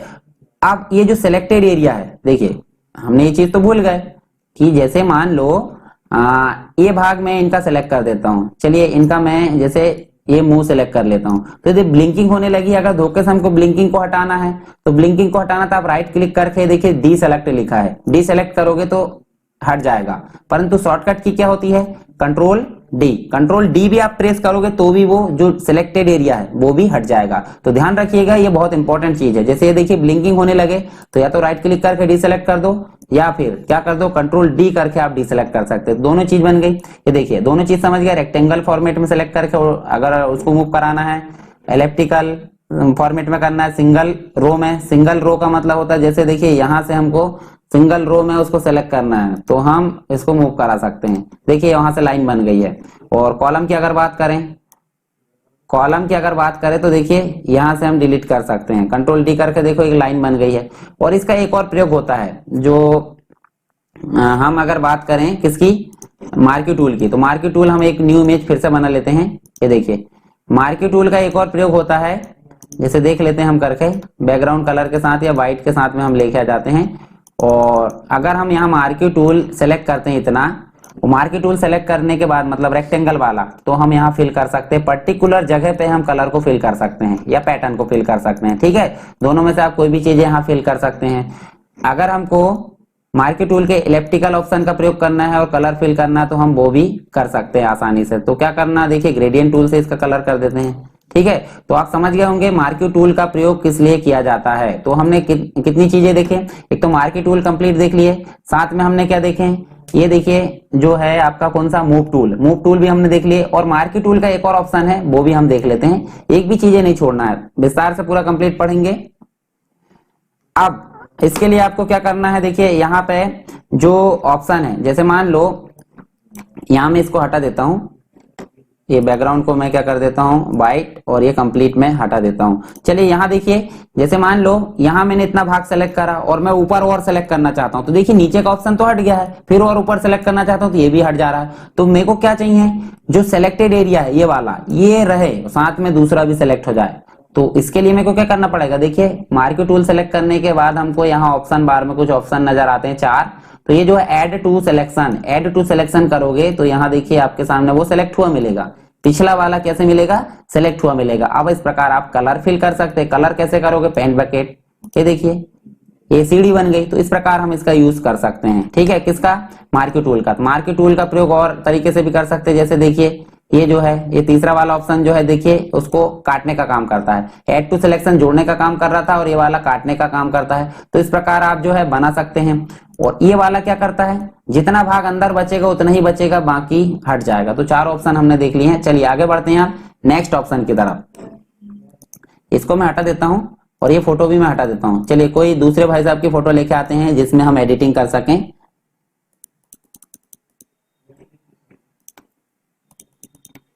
ये ले आते हैं हमारे जो है फ्रांस के व्यक्ति, इनकी फोटो में एडिटिंग करते हैं। चलिए नेक्स्ट जो ऑप्शन है हमारा कौन सा, लेसो टूल। लेसो टूल तीन प्रकार के होते हैं, एक तो होता है कौन सा lasso tool, normal lasso tool, फिर पॉलीगनल लेसो टूल और मैग्नेटिक लेसो टूल। तो जो नॉर्मल लेसो टूल है उसकी बात अगर हम करें तो देखिए इनके चेहरे में हमको थोड़ा क्या करना है, इफेक्ट लाना है। तो हम क्या करेंगे, ये देखिए अगर मान लो मैं इसको सेलेक्ट करता हूं और मैं कंट्रोल एम जो होता है कर्व के लिए होता है, कर्व यानी कि जो कलर है उसको बढ़ाने के लिए होता है, या फिर कंट्रोल एल आप प्रेस करो, कंट्रोल एल भी जो होता है लेवल जो कलर है बढ़ाने के लिए होता है। चलिए इसको देखें और अब मैं राइट क्लिक करके डीसेलेक्ट करता हूं, राइट क्लिक करा डीसेलेक्ट करा, तो देखिए अच्छा नहीं दिख रहा है, जितना भाग सेलेक्ट था वही आया है। पर मैं चाहता हूं क्या, लेसो टूल का हमने प्रयोग करें तो हम इसमें थोड़ा अच्छा इफेक्ट दे। तो राइट क्लिक करिए, सेलेक्ट करने के बाद क्या करना है, फेदर, और फेदर में जाना है और आपको दे दो जैसे 30 में दे देता हूं, और जैसे मैं यहाँ कंट्रोल एम या कंट्रोल एल से इसके जो है बढ़ाता हूं, तो देखिए यहाँ पे कंट्रोल डी करने के बाद हमको ये बिल्कुल भी पता नहीं चल रहा है कि हमने सेलेक्ट कितना किए थे और कितना हटाए थे। तो क्या करें हमने लेसो टूल से इसके कितने विभाग, मतलब ऐसा थोड़ा गड़बड़ भी हो गई सेलेक्ट करने में तो कोई दिक्कत नहीं, और क्या करना है कंट्रोल एम करना है, और कंट्रोल एम करने से पहले चलिए कंट्रोल एम नहीं करना है, सेलेक्ट करें, सेलेक्ट करने के बाद क्या करना है फेदर ऑप्शन में जाना है और 30 सेलेक्ट करना, 30 दे दिए जो साइज के अनुसार। ये जो परसेंटेज है मतलब रेडियस जो होता है पिक्सल का वो आपके इमेज यानी कि इमेज बहुत बड़ी है तो आप यहाँ 100-200 दे सकते हैं, और इमेज छोटी है तो आप 10 से लेकर 30 तक इसका प्रयोग कर सकते हैं। जैसे मान लो मैं 40 भी अगर करता हूं तो कोई दिक्कत नहीं, 40 करें और कंट्रोल एल से आप क्या करना है, ये देखिए आप कलर बढ़ा सकते हैं, कलर बढ़ा सकते हैं, ये चमक उसकी बढ़ा सकते हैं, तो आप इस प्रकार इसका प्रयोग कर सकते हैं इमेज के लिए। तो ये चीजें पता चल गई आपको लेसो टूल का प्रयोग। लेसो टूल के अलावा पॉलीगनल लेसो टूल, यानी कि लेसो टूल का तरीका क्या होता है, माउस की लेफ्ट बटन को छोड़ना नहीं है, कब तक, जब तक कि आप सेलेक्ट ना कर लो, ठीक है। परंतु इसका अंतर देखिए, ये वाला जो है पॉलीगनल लेसो टूल ये हम क्लिक कर करके सेलेक्ट कर सकते हैं, मतलब ये भी एक प्रकार का सिलेक्शन टूल है। एक तो मार्की टूल हमने देख लिया सिलेक्शन करने के लिए, और एक देख लिए कौन सा, ये जो है हमारा लेसो टूल। तो लेसो टूल इस प्रकार से भी हम सेलेक्ट कर सकते हैं, और देखिए इसको भी डिलीट कर सकते हैं, कट कर सकते हैं, कॉपी कर सकते हैं, जैसे भी आपको करना है इसका प्रयोग आप कर सकते हैं। और एक और होता है कौन सा, मैग्नेटिक। मैग्नेट का मतलब होता है चिपक कर चलना। ये देखिए ये हमने सिर्फ क्लिक किए, देखिए ये साथ में चला जा रहा है, ठीक है, ये चला जा रहा है, परंतु एक ही पिक्सल वाली जगह को वो सेलेक्ट करते हुए चलता है, ये भी चीज आपको याद रखना है, ठीक है। ये देखिए वो कहीं कहीं अलग जगह भाग जाता है, तो ये कभी कभी नुकसानदायक भी होता है, परंतु बहुत अच्छा टूल है। नुकसानदायक कैसे होता है, जैसे देखिए यहाँ उसको जगह नहीं मिली तो वो इधर से चला गया, ठीक है, यहाँ भी गड़बड़ करा है। तो हम जरूरत पड़ने पे सभी टूल का प्रयोग कर लेंगे। तो सिलेक्शन के लिए आप इसका प्रयोग कर सकते हैं, अगर आपको पॉइंट पॉइंट पे सेलेक्ट करना है, और अगर आपको रेक्टेंगल फॉर्मेट और सर्कुलर में करना है तो इस प्रकार आप कर सकते हैं। तो हमारे देखिए कितने टूल हो गए, एक मार्की टूल हो गया, एक मूव टूल हम प्रयोग कर लिए हैं, एक लेसो टूल हमने प्रयोग कर लिए हैं, साथ में हमने कलर का प्रयोग भी कर लिए हैं। उसके बाद हमने ये कलर ऑप्शन भी देख लिए, कौन से, फोरग्राउंड कलर देख लिया और बैकग्राउंड कलर। अब बात करते हैं ये देखिए मैजिक टूल की। तो मैजिक टूल का प्रयोग किस लिए होता है, ये देखिए W इसकी शॉर्टकट की है, इसकी शॉर्टकट की क्या है M है, और इसकी शॉर्टकट की क्या है L है, ठीक है। तो मैजिक टूल मतलब एक ही कलर वाली जगह को एक बार में सिलेक्ट करेगा। देखिए ये देखिए एक ही कलर वाली जगह को एक बार में सेलेक्ट करने का काम करता है। चलिए इसके लिए एक उदाहरण देखते हैं, न्यू इमेज बनाते हैं। न्यू इमेज हम बनाते हैं, यहाँ देखिए हम यहाँ 4/6 फिर से सेलेक्ट करते हैं और यहाँ हम कलर कर देते हैं। देखिए मार्की टूल से मैं सेलेक्ट कर लेता हूँ इतना भाग और इसमें कर देता हूँ कलर। ये मैंने येलो कलर कर दिया और फिर मैंने यहाँ सेलेक्ट किया इसमें इतना, ठीक है। ये फर्स्ट ऑप्शन सेलेक्ट कर लो, सेलेक्ट करने का, और इसमें मैंने कलर कर दिया कौन सा, चलिए दूसरा कलर सेलेक्ट करते हैं, ये वाला। इसमें करते हैं ऊपर वाले में मैंने ये कलर कर दिया कौन सा, ये वाला, और फिर से हम मार्की टूल सेलेक्ट करते हैं और यहाँ दूसरा कलर कर दो, ठीक है। तो यहाँ मैं कर देता हूँ दूसरा कोई कलर, ये ग्रीन कर देता हूँ, और ऊपर वाले में भी मैं कोई दूसरा कलर। चलिए इसके लिए एक और ऑप्शन है, मतलब आप समझ लेते हैं। देखिए मैं कलर कर रहा हूं तो कलर मैंने कर दिया किससे, मार्की टूल से। अब अगर मेरे को ये वाला कलर चाहिए सेम टू सेम, कहां पे, यहाँ पे, तो मैं इस पे क्या करूंगा, ये जो आई ड्रॉपर टूल है, ये देखिए आई ड्रॉपर टूल, इसका प्रयोग करूंगा। आई ड्रॉपर टूल क्या करता है, ये जो बॉक्स है इसमें कलर उठाकर लाता है, कौन सा वाला जो कलर हमको चाहिए। जैसे मैंने क्लिक करा था, देखिए कलर ला दिया, और अब हम जो आपका पेंट बकेट टूल है उसको क्लिक करेंगे और ये आपका क्या हो गया है, कलर हो गया है। तो इस प्रकार आप कलर कर सकते हैं। तो चलिए एक भाग को मैं एक बार में सेलेक्ट करूंगा, तो क्या इससे सेलेक्ट करूंगा, क्या कर सकते हैं, परंतु हम अगर करेंगे तो थोड़ा सा भाग छूट जाएगा। क्या इससे करूंगा, क्या लेसो टूल से, इससे भी प्रॉब्लम होगी ऐसे भाग को सेलेक्ट करने में। तो हम क्या करेंगे, मैजिक टूल का प्रयोग करेंगे इस समय। जैसे मैं एक बार में क्लिक करता हूं तो जो कलर है आपका एक ही कलर, वो सिंगल कलर एक बार में आपका सेलेक्ट हो जाएगा। या फिर ग्रीन को सेलेक्ट करूंगा तो ग्रीन भी हो जाएगा, या फिर इस कलर को करूंगा तो इस कलर को भी हम कर सकते हैं। तो आप समझ गए होंगे मैजिक टूल का मतलब होता है सिंगल कलर, मतलब जो सिंगल कलर वाले जो पिक्सल होते हैं, पिक्सल आपको पता है इमेज एक पिक्सल से मिलकर बनी होती है, तो सिंगल कलर वाले पिक्सल को एक ही बार में सेलेक्ट करने के लिए हम किसका प्रयोग करेंगे, मैजिक टूल का। तो समझ गए हैं। इसके बाद हम इसमें काम कर सकते हैं, डिलीट कर सकते हैं, कट कर सकते हैं, कॉपी कर सकते हैं, उसको मूव करा के ले जा सकते हैं किसके द्वारा, मूव टूल की सहायता से। तो चारों टूल हमारे कंप्लीट हो चुके हैं। अब हम बात करते हैं किसकी, जैसे कोई इमेज हम ओपन करते हैं, बड़ी सी इमेज हम ओपन करते हैं जिसकी हम पासपोर्ट साइज बनाना चाहते हैं। चलिए ये इनकी हम पासपोर्ट साइज फोटो बनाना चाहते हैं, तो हम क्या करेंगे, जो क्रॉप टूल है, क्रॉप टूल का प्रयोग करेंगे और इतनी साइज हमको चाहिए तो एंटर करते हैं हम। देखिए हमने क्या करे, क्रॉप टूल से इसको सेलेक्ट करे और एंटर करे। एंटर करने के बाद आप देख सकते हैं, देखिए बाकी का जो इमेज एरिया था, देखिए फिर से देखिए ये इतना बड़ा इमेज एरिया है और हमने फिर से क्या करे हैं, सेलेक्ट करें हैं किससे, क्रॉप टूल से, और एंटर करें हैं। तो आपका देखिए जो कंप्लीट इमेज है वो इतनी, जो सिलेक्टेड इमेज है वो कंप्लीट इमेज के तौर पर दिख रही है। तो आप समझ सकते हैं कि जितना भाग हमने सेलेक्ट करे हैं उसको हम कंप्लीट इमेज के तौर पर लाना चाहते हैं, तो हम किसका प्रयोग करेंगे, क्रॉप टूल का। ठीक है, और यहाँ साइड में दिया है स्लाइस टूल। स्लाइस टूल के लिए के जो है हमारी शॉर्टकट की, मतलब कीबोर्ड से अल्फाबेट दबाना आपको के। तो स्लाइस टूल क्या करता है, स्लाइस टूल मतलब टुकड़े टुकड़े बनाना। चलिए एक इमेज हम ओपन करते हैं टुकड़े टुकड़े बनाने के लिए। जैसे ये जो है हमारा, क्या कोई एक इमेज ओपन कर लेते थोड़ी बड़ी सी, जैसे ये हमने एक ब्रिज की फोटो जो है क्या किए हैं, ओपन किए हैं।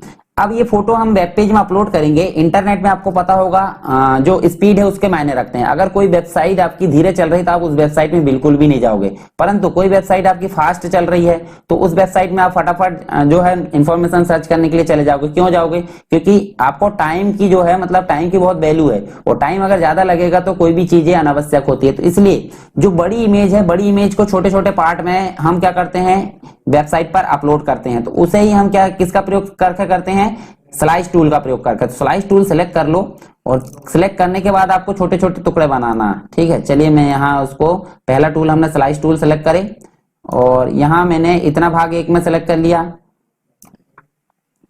ये यहां से मैंने दूसरा भाग इसका यहां से सेलेक्ट कर लिया। ठीक है, और तीसरा भाग मैंने इतना कर लिया, और चौथा भाग कहां से कर लिया, इसी का चौथा भाग यहां तक कर लिया। ठीक है, उसके बाद एक पार्ट मैंने कंप्लीट बना दिया इतना। तो आप देख सकते कितने पार्ट बन गए, 1 2 3 4 5। कभी कभी क्या होता है साइड में किनारे में जगह बच जाती है, वो भी उसमें गिना जाता है।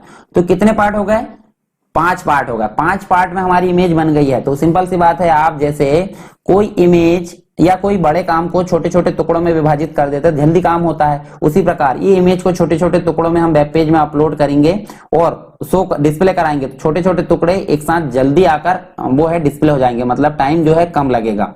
अब ये स्लाइस टूल का प्रयोग करने के बाद आपको क्या करना है, फाइल मेनू में जाना है और आपको सेव करना है। सेव 3 तरीके से होता है, समझ लीजिए। सेव होता है सिंपल सेव, सेव एस होता है दूसरे नाम से या एक्सटेंशन बदलकर, और सेव फॉर वेब का मतलब होता है, बात कर रहे हैं हम इंटरनेट की, मतलब जो स्लाइस करते हैं वो किसके लिए करते हैं, इंटरनेट के लिए। तो इंटरनेट के फॉर्मेट में सेव करने के लिए हम किसका प्रयोग करेंगे, सेव फॉर वेब, यानी कि .html के फॉर्मेट में।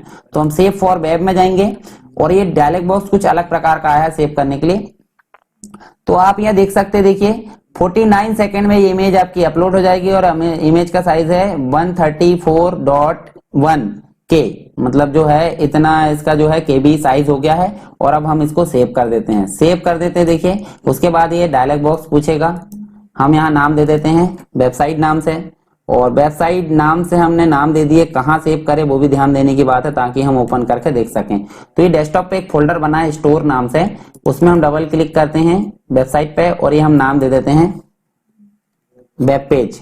ठीक है, वेब पेज नाम दे दिया और एक्सटेंशन हमने बताया था HTML में सेव होगा और सेव कर देते हैं।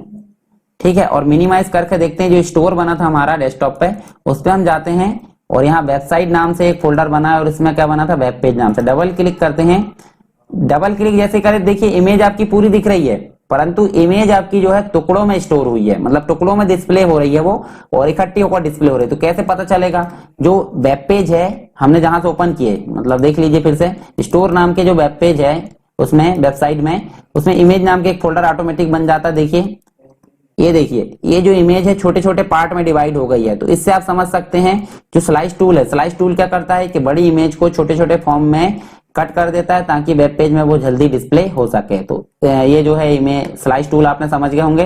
अब स्लाइस सेलेक्ट टूल है इसी का। स्लाइस सेलेक्ट टूल जो क्या करता है, जो सिलेक्ट किया हुआ भाग है उसको मूव कराता है। कैसे, ये देखिए ये वाले भाग को यहाँ ले जा सकता है, ये वाले भाग को इधर ले जा सकते हैं। तो आप मूव करा सकते हैं जो भी आपने सिलेक्शन किया, मतलब जो काम आप पहले कर चुके हैं उसको आप एडिट कर सकते हैं सिलेक्ट करने के तौर पर। इस प्रकार हमारे जो है 6 टूल हो गए यहाँ पे। अब बात कर लेते हैं यहाँ पे, देखिए ब्रश टूल है।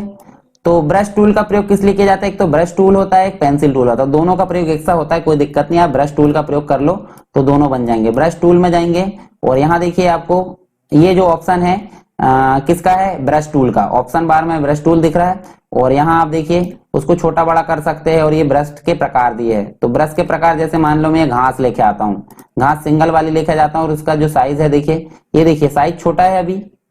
खाली जगह हम करेंगे ज्यादा अच्छा समझ में आएगा। ये वाली जगह हम करते हैं ब्रश का प्रयोग।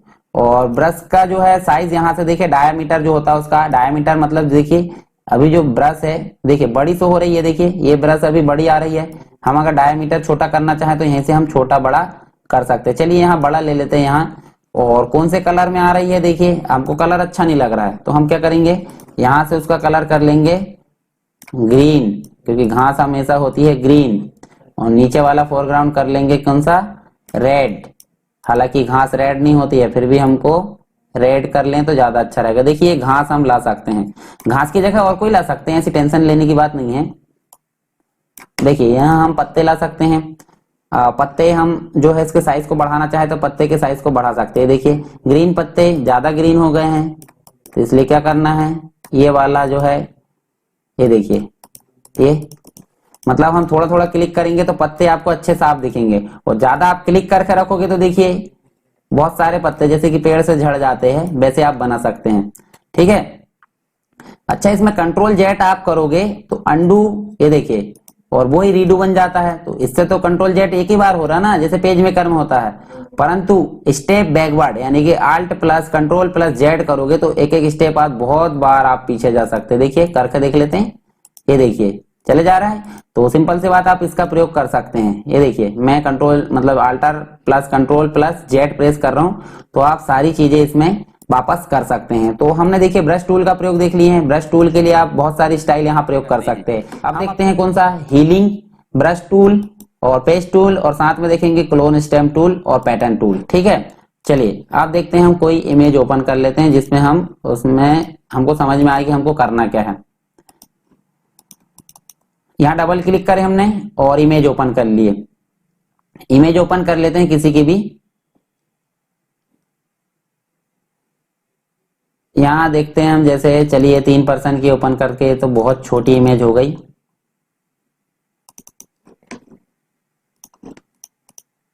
ये इमेज भी बहुत छोटी है पिक्सल में। दूसरी इमेज ओपन करते हैं, ये पर्सन की इमेज देखते हैं। चलिए इनकी इमेज देख लेते हैं। जैसे देखिए आप मान लीजिए मैं यहाँ कुछ निशान लगा देता हूँ। निशान का मतलब होता है यहाँ ब्रश का प्रयोग करता हूं मैं, और ब्रश से जैसे मैं छोटा सा निशान बना देता हूं। ये वाला मैं क्लिक करके, और यहाँ मैं ये मान लीजिए इनको दाग धब्बे बन गए हैं। देखिए ये ठीक है, इन दाग धब्बों को मैं हटाना चाहता हूं किसके थ्रू, इस टूल के थ्रू। तो हीलिंग ब्रश टूल जो होता है, जैसे हीलिंग ब्रश टूल का मतलब क्या होता है, ये जो बाकी की जगह है उसको लाकर वहां छोड़ना होता है। तो ये बाकी की जगह कॉपी करके कैसे लाते हैं, तो जो बाकी की जगह होती है उसको अल्टर की दबाएंगे आप कीबोर्ड से और ऐसे ड्रैग करेंगे और यहाँ लाकर छोड़ देंगे। देखिए हट गया। और यहाँ की जगह को हमको कहाँ लाना है, यहाँ, और फिर यहाँ की जगह को हमको कहाँ लाना है, यहाँ। तो अल्टर की दबा के आप वो वाली जगह को कॉपी कर देंगे और बिना अल्टर के छोड़ देना है। ये देखिए मैंने हटा दिया, मतलब जो चेहरा था पहले के जैसा था वैसा ही हो गया। चलिए जो पेज टूल है उसका प्रयोग देख लेते हैं। तो फिर से ये दाग धब्बे है, एक मान चल लो। तो यहाँ पेज टूल है। पेज टूल के द्वारा आप क्या करोगे, जैसे कि हम लेसो टूल से सेलेक्ट करते थे, ये हमने सेलेक्ट कर लिए और इसको बीचों बीच में पकड़कर कहाँ ले जाना है, जिस जगह में आप अच्छी जगह है वहां ले जाकर छोड़ दिए, वो ऑटोमेटिक देखिए साफ हो गया। फिर इसकी जगह को भी आप कहाँ ले जाना चाहते हैं, दूसरी जगह। तो देखिए वैसे की वैसे क्या हो गया है, ये देखिए तो दोनों का मतलब आप समझ गए होंगे, एक तो हीलिंग ब्रश टूल है, अल्टर की के साथ में प्रयोग होता है, और एक है कौन सा, पेज टूल, जो कि सेलेक्ट करके डायरेक्टली काम कर सकता है। उसी प्रकार फिर से हम इसको वापस कर देते हैं, ये तीनों चीजें हम वापस ले आते हैं ताकि हम अगले जो ऑप्शन है उनको भी समझ सकें। ठीक है, तो जो नीचे के ऑप्शन है कौन से, क्लोन स्टेम टूल और पैटर्न टूल। तो क्लोन स्टेम टूल का मतलब भी हीलिंग ब्रश जैसे ही होता है, परंतु थोड़ा सा डिफरेंस काम करता है। कैसे डिफरेंट कैसे काम करता है, ये जो डायमीटर है इसका छोटा कर लो। छोटा करने के लिए हम कहां से जाएंगे, ये देखिए ये वाले ऑप्शन से आप छोटा बड़ा कर सकते हैं। ठीक है, छोटा कर लो थोड़ा सा। और यहाँ जैसे इसका प्रयोग भी कैसे होता है, अल्टर की के साथ आप बाकी जो अच्छी जगह है उसको कॉपी करोगे और बिना अल्टर के यहाँ छोड़ोगे। तो अल्टर की मैं दबाता हूँ और यहाँ देखिए ये मैंने कॉपी करा और बिना अल्टर के मैंने यहाँ छोड़ दिया। ठीक है, और ये देखिए ये वाली जगह भी मैंने क्या कर दिया, ये क्लीन कर दिया। ठीक है, परंतु हीलिंग ब्रश ज्यादा अच्छा टूल है इसके अपेक्षा, क्लोन स्टेम की अपेक्षा हीलिंग ब्रश ज्यादा अच्छा टूल माना जाता है। तो आप दोनों में से किसी का भी प्रयोग कर सकते हैं, ऐसी दिक्कत नहीं है। क्लोन स्टेम का भी प्रयोग कर सकते हैं और जो है हीलिंग ब्रश का भी कर सकते हैं। तो क्लोन स्टेम के नीचे पैटर्न टूल है। तो पैटर्न टूल क्या है, डायमीटर छोटा कर लो। पैटर्न टूल जो होता है, यहाँ देखिए पैटर्न दिख रहा है, इन पैटर्न में से जो भी पैटर्न है, जैसे बारिश वाला है तो इसको आप यहाँ फिल करा सकते हैं। डायमीटर बढ़ा लो थोड़ा सा, ये देखिए छोटा कर लो। ये आप यहां से देखो, ये जो बाकी खाली जगह दिख रही है वहां पे आप पैटर्न फिल करा सकते हो। किससे, जो क्लोन स्टेम टूल है उसके साथ में एक और टूल है उसकी सहायता से। ठीक है, ये देखिए मैंने यहाँ पैटर्न फिल करा दिया और अब ये जो है इमेज का बैकग्राउंड चेंज हो गया है। तो इस प्रकार आप जो है पैटर्न दूसरा भी ला सकते हैं। देखिए दूसरा पैटर्न लाने के लिए यहाँ से क्लिक करेंगे। तो अब एक और चीज देखते हैं, जैसे मैं यहाँ देखिए ये खराब कर दिया मैंने इमेज को, तो इस इमेज को मैं इतनी जगह सुधारना चाहता हूं, तो इसके लिए मेरे को हिस्ट्री टूल में जाना पड़ेगा। तो हिस्ट्री टूल देख सकते हैं आप, उसी के जस्ट साइड में है हिस्ट्री ब्रश टूल और एक आर्ट हिस्ट्री ब्रश भी है। तो हिस्ट्री ब्रश टूल जो है क्या काम करता है, जैसे देखिए जितना भाग में हम हिस्ट्री ब्रश टूल चलाएंगे उतना भाग वो क्लीन कर देगा। जो भी इफेक्ट आपने पहले काम किए है उनको हटाने के लिए हम किसका प्रयोग कर रहे हैं, हिस्ट्री ब्रश टूल का, ना कि अंडू ऑप्शन का। तो हिस्ट्री ब्रश टूल जो है किए गए काम की जो हिस्ट्री है उसको मिटा देता है, ठीक है, या फिर बदल देता है। और आर्ट हिस्ट्री ब्रश जो है, देखिए आर्ट हिस्ट्री ब्रश इमेज को आर्टिस्टिक बना देता है, परंतु बिगाड़ने का काम कर रहे हैं एक तरीके से। तो हिस्ट्री ब्रश टूल से हम फिर से उसको सुधार सकते हैं। जो भी हमने काम किया देखिए पूरा हमने क्लीन कर लिया, किससे, हिस्ट्री ब्रश टूल से। तो इस प्रकार हमारे जो है यहां से लेकर यहां तक सारे टूल हमारे कवर हो चुके हैं। अब बात करते हैं इरेजर। तो इरेजर तीन तरीके की होती है। एक तो इरेजर होती है सिंपल, अगर हम इससे इरेज करेंगे तो क्या होगा, देखिए बैकग्राउंड में हमारा रेड कलर आएगा, परंतु रेड कलर भी ना आए तो उसके लिए हम करेंगे बैकग्राउंड इरेजर के साथ में। बैकग्राउंड इरेजर आपको पता है जहां बैकग्राउंड भी नहीं होता वहां क्या होता है, ट्रांसपेरेंट होता है। तो बैकग्राउंड इरेजर आप देख लिए। और आप देख सकते हैं मैजिक। तो मैजिक इरेजर क्या करता है, एक ही कलर वाले जो पिक्सल है उसको एक बार में डिलीट करने का काम करता है। तो इसे हम बोलते हैं मैजिक इरेजर। तो तीनों ही आप प्रयोग करके देख सकते हैं। फिर जो पेंट बकेट टूल है वो हमने देख लिए हैं। फिर देखते हैं ब्लर। ब्लर का मतलब होता है जो पिक्चर है आपकी ब्लर फॉर्मेट में हो जाएगी। देखिए जो शार्पनेस दिख रही थी वो ब्लर हो गई है, ठीक है। ये देखिए ये पिक्चर बहुत जो है हमारी ब्लर हो जाती है, ठीक। तो ब्लर जो होता है धुंध, मतलब एक तरीके से जैसे रहता है ना, आप कैमरे से कभी फोटो खींचते हैं और फोटो हिल जाती है तो आप कैसे जो इमेज है आपकी वो कैसी हो जाती है, ब्लर हो जाती है, मतलब हिल जाती है। तो उसी प्रकार से कुछ इफेक्ट दे सकते हैं। शार्पनेस देने के लिए मतलब यहाँ आप जो परसेंटेज है वो डिफाइन कर सकते हैं और शार्पनेस दे सकते हैं आप चेहरे में, मतलब एक तरीके से शार्प कर सकते हैं, नुकीला। चेहरा तो नुकीला बनेगा नहीं पर दिखेगा शार्प, ठीक है। तो किसके थ्रू दिखता है ये, शार्पनेस। स्मच टूल का मतलब होता है कोई भी चीज को आप क्या कर सकते हैं, बड़ा छोटा कर सकते हैं। चलिए इसमें प्रयोग नहीं करते हैं हम, किसी के चेहरे को बिगाड़ना नहीं चाहिए। ये हमने नया पेज लिए और यहाँ हमने क्या कर दिए, एक शेप लाकर छोड़े हैं, ठीक है। या फिर हम एक इमेज को ओपन कर लेते हैं, जैसे कोई भी इमेज लाओ, जैसे यूरोपियन यूनियन की इमेज है और इसको मैं बड़ा छोटा करना चाहता हूं। तो स्मज टूल जो है, जैसे ए वाले भाग को मैं देखो ये खींच सकता हूं। 100% ना करके हम इसको क्या करेंगे, 50% कर दो, ठीक है। ये देखिए ये वाले कॉर्नर को मैं इधर खींचना चाहता हूं, ये देखिए ये। तो इस प्रकार हम क्या कर सकते हैं, स्मज टूल का प्रयोग कर सकते हैं। ये लहरा जाते हैं थोड़ा, तो ऐसा इफेक्ट देने के लिए हम किसका प्रयोग करेंगे, स्मज टूल का प्रयोग करेंगे। कहां पे मिलेगा ये वाले सेक्शन में मिलेगा। फिर बात करते हैं यहाँ पे डस्ट टूल, बर्न टूल और स्पंज टूल। तो डज टूल जो है एक तरीके से किसी इमेज के लाइट को बढ़ाने के लिए करते हैं थोड़ा थोड़ा। कैसे, चलिए एक इमेज फिर से ओपन करते हैं।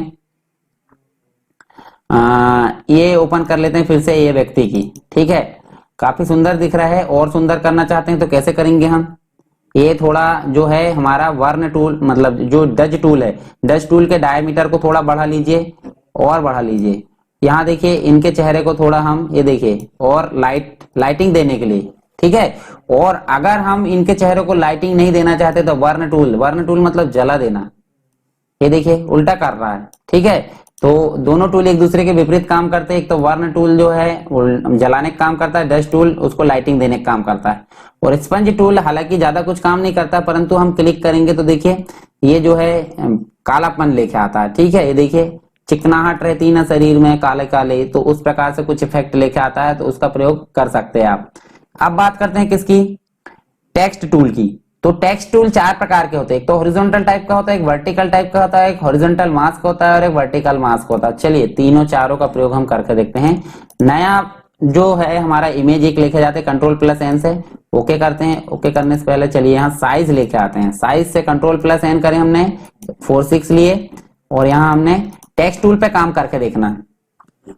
तो टेक्स्ट टूल पे काम करने के लिए हमको देखो यहाँ क्लिक करें हमने। अच्छा, आपके लिए एक और सुविधा है कि आप जब टेक्स्ट टूल को सिलेक्ट करते हैं यहाँ पे हॉरिजॉन्टल को, देखिए यहाँ से लेके इधर टाइप करना तो हमको हॉरिजॉन्टल करना पड़ेगा, और नीचे वर्टिकल मतलब खड़े में टाइप करना है। तो हम पहले करते हैं आड़े में टाइप, यानी कि हॉरिजॉन्टल में। तो आप माउस की लेफ्ट बटन दबाइए और आपको कितना खींचना है, इतना, तो इतनी ही जगह में आप टाइप करोगे। देखो आपको एक बॉक्स बनकर मिल गया है, तो हम लिख देते हैं यहाँ पर सरकार स्टडी वेब्स, ठीक है। ये हमने लिख दिया सरकार स्टडी वेब्स एजुकेशन, और इसको हम छोटा बड़ा कर सकते हैं कीबोर्ड की सहायता से, Ctrl+Shift+लेस देन, ये हमने लिख दिए सरकार स्टडी वेब्स एजुकेशन। और कैसा लिखे हैं, हमने लिखे हॉरिजॉन्टल फॉर्मेट में, और इसी को हम चाहते हैं, देखिए एक इमेज में लेता हूं, यहां मैं न्यू में जाता हूं, Ctrl+N, और मैंने क्या करा, न्यू इमेज लिया फिर से, और मैं अब सिलेक्ट करता हूं वर्टिकल। ये देखिए ये लिख दिया मैंने, ये वर्टिकल फॉर्मेट में मैं लिख सकता हूं, किससे, वर्टिकल से।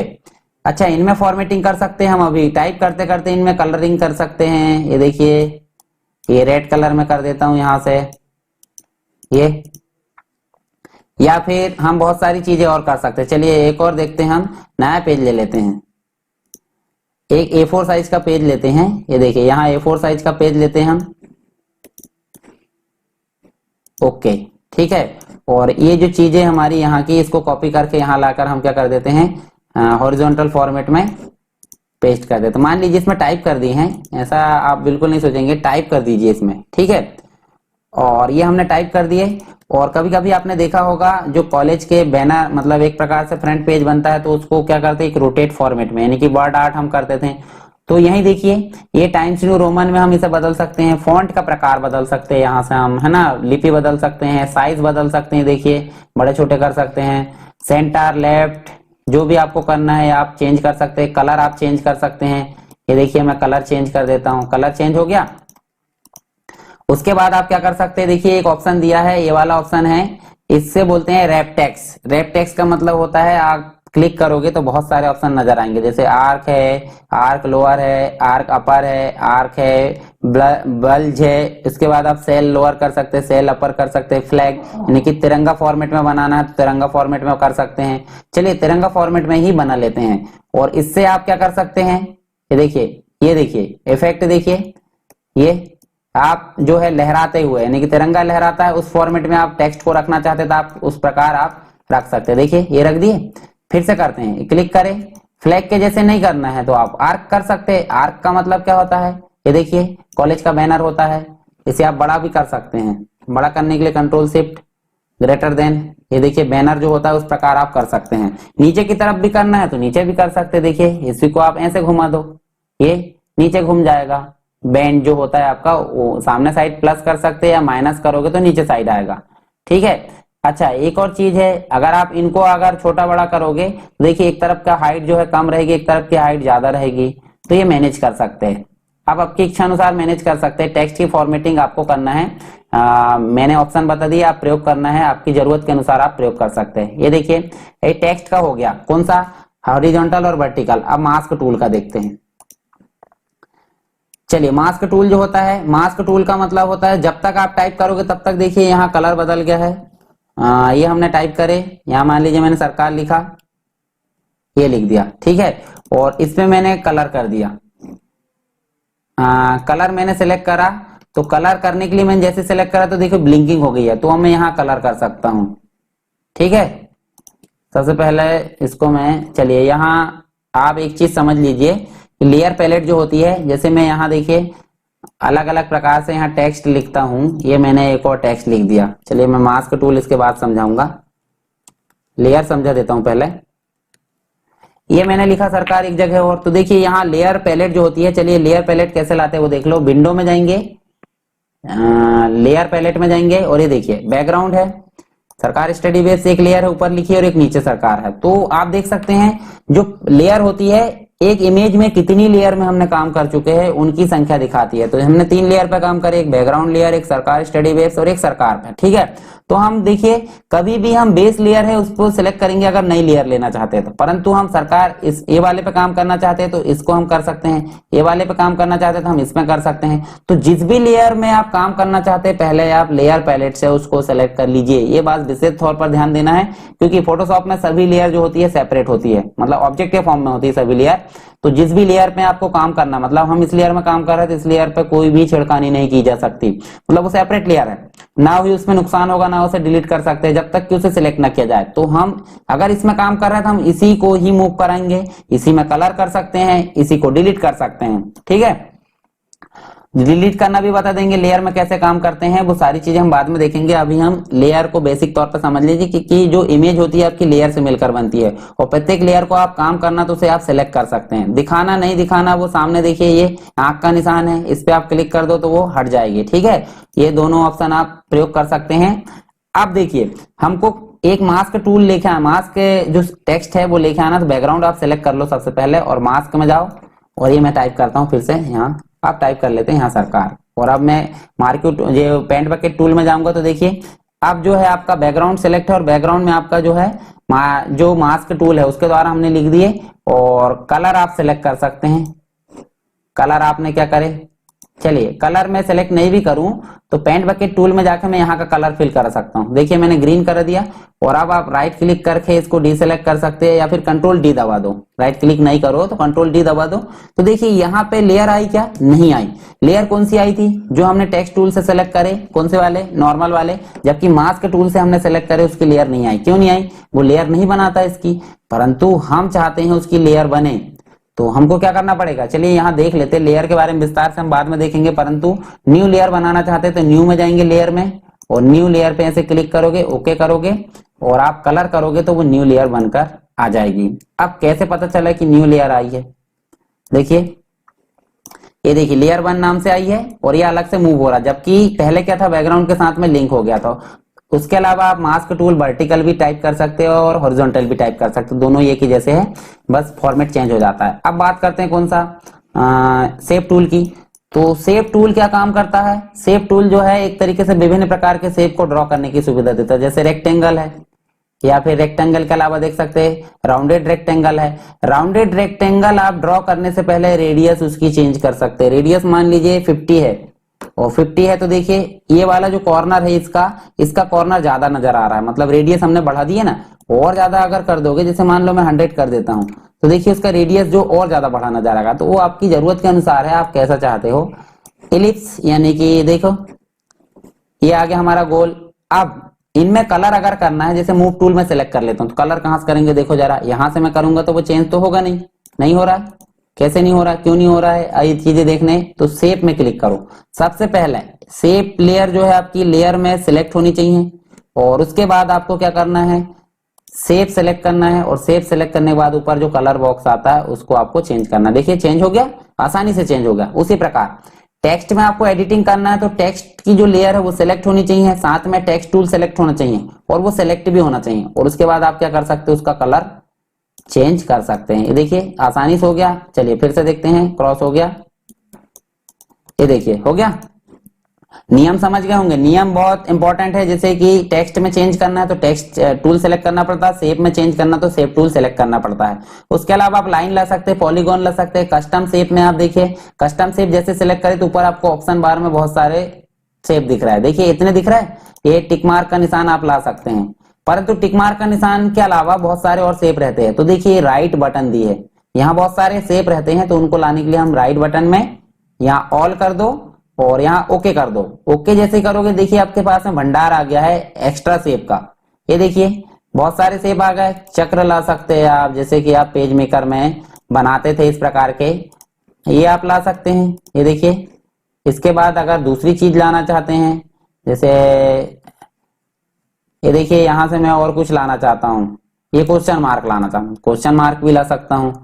ये सारी चीजें यहाँ से आप ला सकते हैं। कैसे लाओगे, सबसे पहले आपको शेप टूल में जाना है और शेप टूल में जाने के बाद आपको कस्टम शेप में जाना है और कस्टम शेप में जाने के बाद ऑप्शन बार में ये शेप में जाकर आप शेप ला सकते हैं। नहीं पता है, यहाँ पे बहुत सारे नहीं है, तो यहाँ एरो बटन पे क्लिक करना है, राइट ऑप्शन पे ऑल, या फिर अलग अलग ऑप्शन है, जैसे सिंबल ला सकते हैं, शेप ला सकते हैं, ऑब्जेक्ट ला सकते हैं, nature, music, frame, banner, arrow, animal, इनमें से सब में से किसी में से एक ला सकते हैं या फिर सभी को ला सकते हैं। दिखाना कैसे है, लार्ज थंबनेल में, स्मॉल लिस्ट, ये आपकी जरूरत के नहीं है ज्यादा, फिर भी जो है स्मॉल थंबनेल में, लार्ज थंबनेल में बड़े बड़े दिखेंगे, तो ये तो दिखाने के लिए है, कोई दिक्कत नहीं, स्मॉल में रहने दो।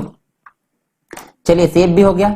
अब बात करते हैं नोट्स टूल की। तो नोट्स आप जैसे इस शेप में नोट्स देना चाहते हैं, जैसे हमने दे दिए, क्या है ये शेप है, ठीक है, और इसको क्या कर दिए, यहाँ डबल क्लिक करके बंद कर दिए। जब हम इस पे क्लिक करेंगे, डबल क्लिक करेंगे तो सेव ये कमेंट आ जाएगी। हमने कमेंट देना सीखे थे तो यहाँ उसको नोट्स बोलते हैं, ठीक है। और ऑडियो नोट्स क्या होती है, ऑडियो नोट्स हम बोलकर टाइप करके दे सकते हैं, ठीक है। जैसे हम बोलकर टाइप करके नोट्स देंगे तो वो वैसे ही उसमें सेव हो जाएगी। तो जैसे हम क्लिक करेंगे तो वो प्ले होगी, ठीक है। अभी प्ले इसलिए नहीं हो रही है क्योंकि मैं रिकॉर्डिंग कर रहा हूँ ऑलरेडी, ठीक है। तो इस प्रकार हम क्या कर सकते हैं, नोट्स टूल के द्वारा जो है नोट्स लिखित में दे सकते हैं, यानी रिटर्न में दे सकते हैं, या फिर आइडियो के द्वारा दे सकते हैं।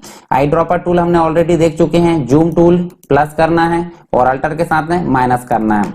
उसके अलावा आप हैंड टूल का प्रयोग कर सकते हैं। कैसे, ये देखिए मूव कराने के लिए विंडो में, जैसे हम पेज मेकर में करते थे। अब एकमात्र टूल आपका बचा है, कौन सा, ये बचा है आपका क्या, पेन टूल। तो पेन टूल का प्रयोग आप कैसे करोगे तो वो देख लेते हैं। चलिए एक इमेज ओपन करते हैं जिसमें हमने जो है मतलब जैसे चलिए इसी में काम करते हैं। इसमें काम करना हमको, ये जो है इनके जो है बैकग्राउंड को हमको चेंज करना है। तो बैकग्राउंड को चेंज हालांकि हम लेसो टूल से भी कर सकते थे, पॉलीगनल, लेसो, मैग्नेटिक, और ये जो तीनों लेसो टूल है इनकी सहायता से, परंतु हम पेन टूल का प्रयोग कुछ एडवांस तरीके से करेंगे। तो पहला जो होता है सिलेक्शन के लिए होता है, बाकी उसको एडिट करने के लिए होता है। तो हम पहला देखते हैं, देखिए इसको बड़ा कर लेते हैं हम जूम टूल की सहायता से, और यहाँ पेन टूल हम सेलेक्ट कर लो। और पेन टूल सेलेक्ट करते हैं तो देखिए ये पहला वाला ऑप्शन, ऑप्शन बार में पहला वाला ऑप्शन सेलेक्ट ना करके क्या करना है, पाथ, यानी कि हमको सिर्फ रास्ता सेलेक्ट करना है। सबसे पहले आपको पेन टूल सेलेक्ट करना है, फिर आपको ये पाथ वाला ऑप्शन सेलेक्ट करना है और आप सेलेक्ट करते चलो। ये देखिए माउस से आपको घुमाना है, देखिए ये जो भी चाहिए आपको माउस से आप घुमा घुमा के आप क्या कर सकते हो। और स्पेस बटन से आप क्या कर सकते हो, स्पेस बटन दबाओगे तो देखिए हैंड टूल एक्टिवेट हो जाता है, आप मूव करा सकते हो। और साथ में ये देखिए ये आप इनके जो है सारे पाथ को आप सेलेक्ट कर सकते हैं और सिलेक्शन को मेक कर लेंगे। देखिए यहीं से आप जो है इसको मैनेज कर सकते हैं। ये मैं सेलेक्ट कर लेता हूं यहाँ,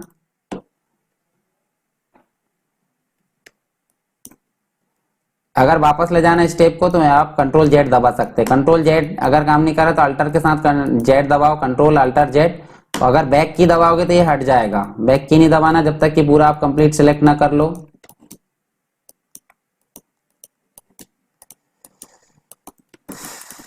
ये मैं फटाफट सेलेक्ट कर देता हूं और यहाँ जो जहां से हमने स्टार्ट किए थे उस पॉइंट पे लाकर मिला देता हूं। तो आपका पाथ जो है सेलेक्ट हो गया। आप राइट क्लिक करना, सेलेक्ट जैसे ही कंप्लीट कर लो, मतलब स्टार्टिंग पॉइंट से एंडिंग पॉइंट को मिला दो, तो आपको राइट क्लिक करना है और क्या करना है, मेक सिलेक्शन। और मेक सिलेक्शन में आप फेदर का रेडियस 0 दे दो और ये कॉपी करके आप क्या कर सकते हो, कहीं नई जगह पे इनको ले जा सकते हैं। चलिए मैं एक बैकग्राउंड ओपन करता हूं, जैसे मान लीजिए ये, तो यहाँ देखिए ये मैंने क्या करा, इनको यहाँ ले आया और मूव टूल से मैं इनको मूव करा सकता हूँ। अच्छा ये थोड़ा बड़ा हो रहा है, मतलब जो बैकग्राउंड है छोटा हो रहा है, मूव टूल से ले जा रहे हैं हम तो देखिए बड़ा हो रहा है। तो जब मूव टूल आप सेलेक्ट करोगे तो देखिए आपको शो बाउंडिंग बॉक्स और एक ऑटो सेलेक्ट लेयर दिख रहा है। तो शो बाउंडिंग बॉक्स पे आप क्या करोगे, सेलेक्ट, और ये देखिए इनके भाग को आप चारों कॉर्नर आ गए, आप छोटा बड़ा कर सकते हैं। ये आप देखिए अब ऐसे में आपको सेलेक्ट करना है, कैसे छोटा बड़ा करना है, तो शिफ्ट के साथ आप छोटा बड़ा करो तो जो है लंबाई और चौड़ाई दोनों छोटी बड़ी एक साथ होगी।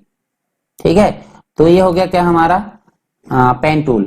और पेन टूल जो है, फ्री पेन टूल, ये सभी जो है बाद में विस्तार से देख लेंगे जब जरूरत पड़ेगी। तो अभी आपको सिर्फ इतना ही देखना है। तो हमारे देखो सारे टूल्स हमारे कंप्लीट हो चुके हैं इस लेक्चर में। ठीक है, और इसके बाद जो है इंपॉर्टेंट चीज क्या हो जाती है, कुछ चीजें जैसे कि स्टाम्प कैसे बनाते हैं। जैसे स्टाम्प का मतलब होता है, जैसे देखो मैं एक उदाहरण देता हूं। जैसे देखिए ये लोगो बना है, ठीक है, ये लोगो बना है। अगर इसी लोगो का हमको सील बनाना है, यानी कि स्टाम्प जिसे हम बोलते हैं सील लगा के देते हैं ना, तो वो अगर इसी फोटोशॉप में बनाना है तो हम कैसे बनाएंगे वो हम देखेंगे। ठीक है, और जो फाइल में हमने एडिटिंग की है, कुछ ऑप्शन आपके मेनू बार के इंपॉर्टेंट होते हैं वो भी हम देख लेंगे। इमेज में, लेयर में जो भी इंपॉर्टेंट ऑप्शन है वो सारी चीजें हम देखते चलेंगे। चलिए अब देखते हैं हम लेयर पे काम कैसे करते हैं, यानी कि नई लेयर कैसे बनाते हैं, लेयर को रीनेम कैसे करते हैं, लेयर को डिलीट कैसे करते हैं, लेयर को हाइड कैसे करते हैं। तो ये सारी चीजें, यानी कि लेयर को डुप्लीकेट कैसे करते हैं, तो सभी काम हम देखेंगे लेयर से संबंधित। तो इसमें विशेष तौर पर काम आने वाला हमको लेयर मीनू। तो लेयर मीनू में हमारे इंपॉर्टेंट जो ऑप्शन रहेंगे सारी चीजें हम कवर कर लेंगे इस लेक्चर में। तो चलिए स्टार्ट करते हैं। यहाँ देखें, सबसे पहले बात करते हैं हम लेयर कैसे बनाते हैं। तो हमारे पास में पहले फाइल मेनू में हम जाकर न्यू एक फाइल बना लेते हैं, तब तो हम लेयर बनाएंगे। तो हम एक फाइल बना लेते हैं, जैसे मान लो हम 4:6 का एक पेज ले लेते हैं। तो ये हमारी न्यू फाइल बनाना, ये तो वैसे तो आपसे बन जाएगी। अब हम यहाँ पे न्यू लेयर कैसे बनाते हैं। देखिए लेयर का मतलब समझ लीजिए। सबसे पहले लेयर का मतलब होता है, जैसे मान लो मैं एक कुछ आपके सामने उदाहरण के तौर पर देखता हूँ, कोई चीज ओपन कर लेते हैं। चलिए मैं यहाँ एक बैनर ओपन करता हूँ। ये देखिए ये हमारा एमपीपीएससी का बैनर है। तो यहाँ आप देख सकते हैं कितनी सारी चीजें हैं। जैसे एक देखिए मध्य प्रदेश लोक सेवा आयोग का एक लोगो लगा है, ये शेप लगा हुआ है, ये मैप आया है एमपी का। उसके बाद ये टेक्स्ट लिखा है, टेक्स्ट के बाद ये देखिए पार्ट 2 लिखा है, फिर यहाँ कुछ पिक्चर्स रखी है और ये सारी चीजें। तो ये क्या है, सब अलग अलग लेयर से मिलकर बनी है। परंतु जब हम इसको लिंक कर देते हैं, यानी कि इसको ज्वाइंट कर देते हैं, या फिर जेपीजी में सेव कर देते हैं, या फिर फ्लैटन कर देते हैं। देखिए फ्लैटन, यहाँ नीचे आपको मर्ज लेयर, मर्ज विजिबल लेयर और फ्लैटन इमेज, ये तीनों ऑप्शन दिख रहे हैं। इनकी सहायता से हम इनको लिंक कर देते हैं तो आपकी ये सिंगल लेयर बन जाती है, जिसका नाम होता है बैकग्राउंड लेयर। तो बैकग्राउंड लेयर जो होता है, कोई भी पिक्चर आप ओपन करो, बैकग्राउंड लेयर आपकी परमानेंट ओपन रहती है। ठीक है, और वो बैकग्राउंड लेयर के साइड में आपको लॉक का निशान लगा, क्योंकि आप उसमें छेड़खानी नहीं कर सकते। मतलब उसके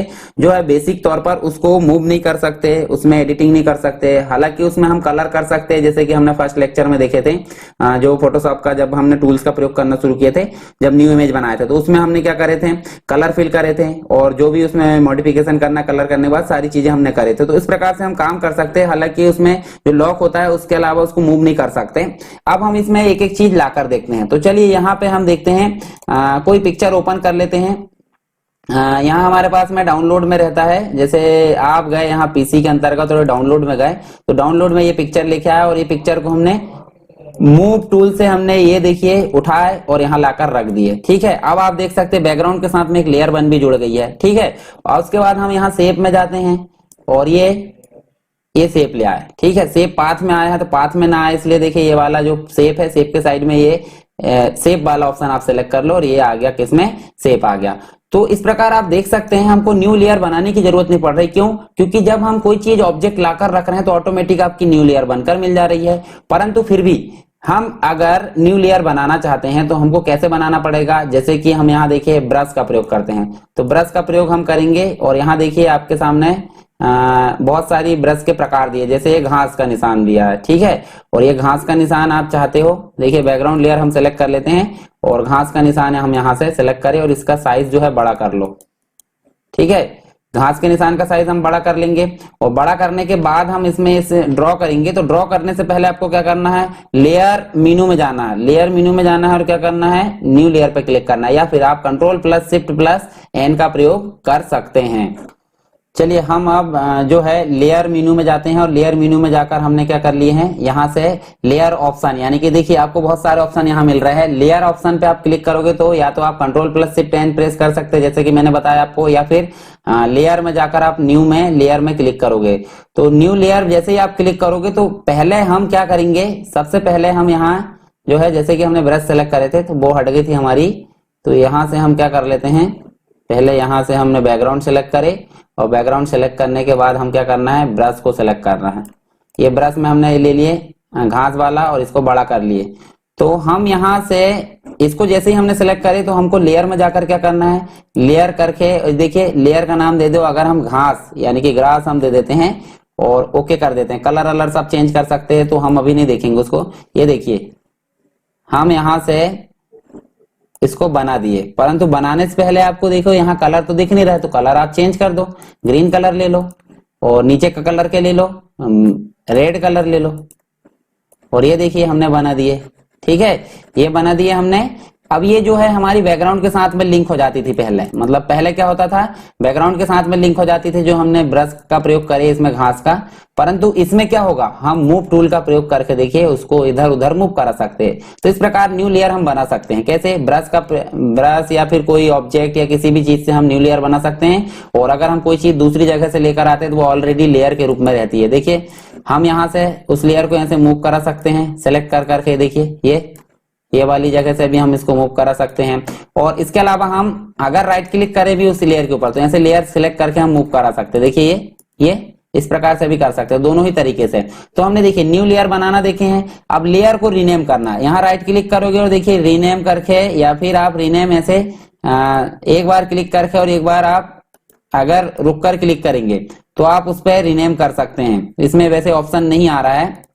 ये देखिए डबल क्लिक कर दो, डबल क्लिक कर दो, ये देखिए सिंगल क्लिक नहीं करना, डबल क्लिक कर दो और इसका नाम क्या दे दो, ये हमने पिक्चर दे दिए। ठीक है, तो हमने पिक्चर दे दिए, ये देखिए पिक्चर नाम चेंज हो गया। इस पे भी डबल क्लिक करेंगे तो सेव बना है उसमें, तो सेव बन रहने दे दो। तो हमने देखे न्यू लेयर बनाना और लेयर को क्या कराना, रीनेम करना। अब लेयर को डुप्लीकेट करना देखते हैं। जैसे इस लेयर को हमको डुप्लीकेट करना है तो देखिए ये लेयर 2 हो गई है। ठीक है, ये देखिए 2 लेयर हो गई यहाँ पे। तो हालांकि डुप्लीकेट हम कैसे कर सकते हैं, देखिए ये लेयर सेलेक्ट है हमारी, अल्टर की दबाएंगे तो डुप्लीकेट वैसे ही हो जाएगा। ठीक है, तो इस प्रकार से भी हम डुप्लीकेट कर सकते हैं, या फिर राइट क्लिक करो और ये डुप्लीकेट कर दो, दोनों ही तरीके से कर सकते हैं। उसके अलावा आप क्या कर सकते हैं, देखिए डिलीट लेयर कर सकते हैं। डिलीट लेयर से क्या होगा, जो लेयर आपकी सेलेक्ट है वो डिलीट हो जाएगी। इस प्रकार आप डिलीट कर सकते हैं। और क्या कर सकते हैं आप, हमने क्या देखे, एक तो लेयर बनाना देख लिए, लेयर को रीनेम करना देख लिए, रीनेम को डिलीट करना मतलब जो लेयर है उसको डिलीट करना देख लिए, डुप्लीकेट करना देख लिए। अब लेयर को हाइड करना देखते हैं। जैसे ये वाले शेप को हमको क्या करना है, हाइड करना है, या पिक्चर को हाइड करना। तो सामने देखिए लेयर के सामने एक आंख का निशान दिख रहा है लेयर पैलेट में, ये देखिए हम उसे क्लिक कर देंगे, ऑन कर देंगे तो दिखेगा और ऑफ कर देंगे तो नहीं दिखेगा। ठीक है, तो यहाँ आप इस प्रकार से देख सकते हैं। सारे काम हमने देख लिए। उसके अलावा और बहुत से ऑप्शन रहते हैं जो हम काम करते हैं। तो देखिए राइट क्लिक करना है इस लेयर पे और ये देखिए लेयर के ब्लेंडिंग ऑप्शन रहते हैं कुछ। ब्लेंडिंग ऑप्शन पे जैसे क्लिक करोगे तो एक डायलॉग बॉक्स आया आपके सामने। ठीक है, इस डायलॉग बॉक्स में क्या करना है, ड्रॉप शेडो है, इनर शेडो है, आउटर शेडो है, बहुत सारे ऑप्शन, स्ट्रोक है। जैसे मैं स्ट्रोक पे क्लिक करता हूँ और स्ट्रोक पे क्लिक करने के बाद यहाँ मैं कलर देता हूँ। कलर जैसे कि मान लीजिए मैंने दे दिया क्या, ये दे दिया मैंने रेड कलर दे देते। रेड कलर को इस साइज मैंने बढ़ा दिया। देखो ये स्ट्रोक में देखिए साइज आपका जो है आउटसाइड आ गया, किससे, ब्लेंडिंग ऑप्शन के अंतर्गत, स्ट्रोक के अंतर्गत। और शेडो का मतलब होता है, शेडो मतलब परछाई होती है, तो यहाँ नॉर्मल रखो आप, और नॉर्मल के बाद ये डिस्टेंस आप रख सकते हैं। डिस्टेंस में आपको क्या करना है, ये देखिए ये स्प्रेड दे सकते हैं आप। ये देखिए ये डिस्टेंस भी आप दे सकते हैं, किस साइड में आपको शैडो लेना है, तो इस प्रकार आप मैनेज कर सकते हैं। देखिए एंगल भी आप मैनेज कर सकते हैं, किस दिशा में आप शैडो लेना चाहते हैं। उस प्रकार इनर शैडो भी आप दे सकते हैं, आउटर शैडो दे सकते हैं। ठीक है, और जो बेवल ऑप्शन है वो भी दे सकते हैं। कलर ओवरली मतलब जो कलर है उसमें फिल कराने का वो भी दे सकते हैं। ग्रेडियंट वो भी दे सकते हैं, परंतु ग्रेडियंट यहाँ प्रयोग नहीं होगा, टेक्स्ट में करेंगे। पैटर्न ओवरली, ये सारी चीजें आप यहाँ से प्रयोग कर सकते हैं। किसके थ्रू, ब्लेंडिंग ऑप्शन के थ्रू आप प्रयोग करके देख सकते हैं। बहुत सारे ऑप्शन है इसमें, जो आपकी जरूरत है वो आप प्रयोग कर सकते हैं। कैसे आया ये, उस लेयर पे राइट क्लिक करे और ब्लेंडिंग ऑप्शन पे गए और ये डायलॉग बॉक्स आपका प्रदर्शित हो गया। या फिर नीचे आपको एफ दिख रहा है, एफ में जाकर आप क्या करोगे, ब्लेंडिंग ऑप्शन पे या कोई भी ऑप्शन पे क्लिक करोगे तो भी आपके सामने वही डायलॉग बॉक्स प्रदर्शित हो जाएगा। तो इस प्रकार जो है लेयर पे काम करना हमने देख लिए किस किस प्रकार से करते हैं। चलिए अब बात करते हैं, इतनी सारी लेयर है तो इतनी सारी लेयर को हम कैसे मैनेज करेंगे। देखिए अगर हमको डुप्लीकेट करना, डुप्लीकेट तो हमने करना देख लिया, डिलीट जैसे मान लो डिलीट करना तो हमने वो भी देख लिया यहाँ से, तो यहाँ से डिलीट करना भी देख लिया, डुप्लीकेट करना यहाँ से भी कर सकते हैं आप और डिलीट भी कर सकते हैं। फिर उसके बाद है नीचे देखो लेयर की स्टाइल, ये देखो ब्लेंडिंग ऑप्शन यहाँ भी आपको नजर आ रहा है तो यहाँ से भी आप कर सकते हैं। फिर नीचे आपके लिए काम की चीज क्या है, देखिए यहाँ काम की चीज क्या है आपके लिए, अरेंज। तो अरेंज का मतलब होता है एक तरीके से जैसे ये पिक्चर है, ये पिक्चर और ये सेव, ठीक है, और ये घास को भी हम इसके सामने ले आते हैं। तो देखिए घास अभी पीछे दिख रहा है और घास को हमको सामने लाना था, हम अरेंज में जाएंगे और अरेंज में जाने के बाद आपको क्या करना है, ये देखिए bring to front, bring to front मतलब सामने लाना। और अगर हम उस पे जाएंगे फिर से अरेंज में तो सेंड टू बैक, ठीक है, सेंड टू बैक वर्ड, ये देखिए एक स्टेप पीछे चल गया, फिर से एक अरेंज में जाएंगे तो सेंड टू बैक, सबसे पीछे चला गया। तो इस प्रकार हम आगे पीछे ला सकते हैं किसी भी लेयर को। तो अरेंज मतलब हो गया ये, ठीक है। अगर हम पर्टिकुलर सभी लेयर को जैसे शिफ्ट के साथ हम ऐसे सेलेक्ट करते जाते हैं तो वो क्या हो जा रही है, ग्रुप हो जा रही है, ठीक है। और यहाँ देखिए हम 3-4 लेयर को एक साथ अगर वो कर लेते हैं तो ये देखिए ग्रुप हो जा रही है।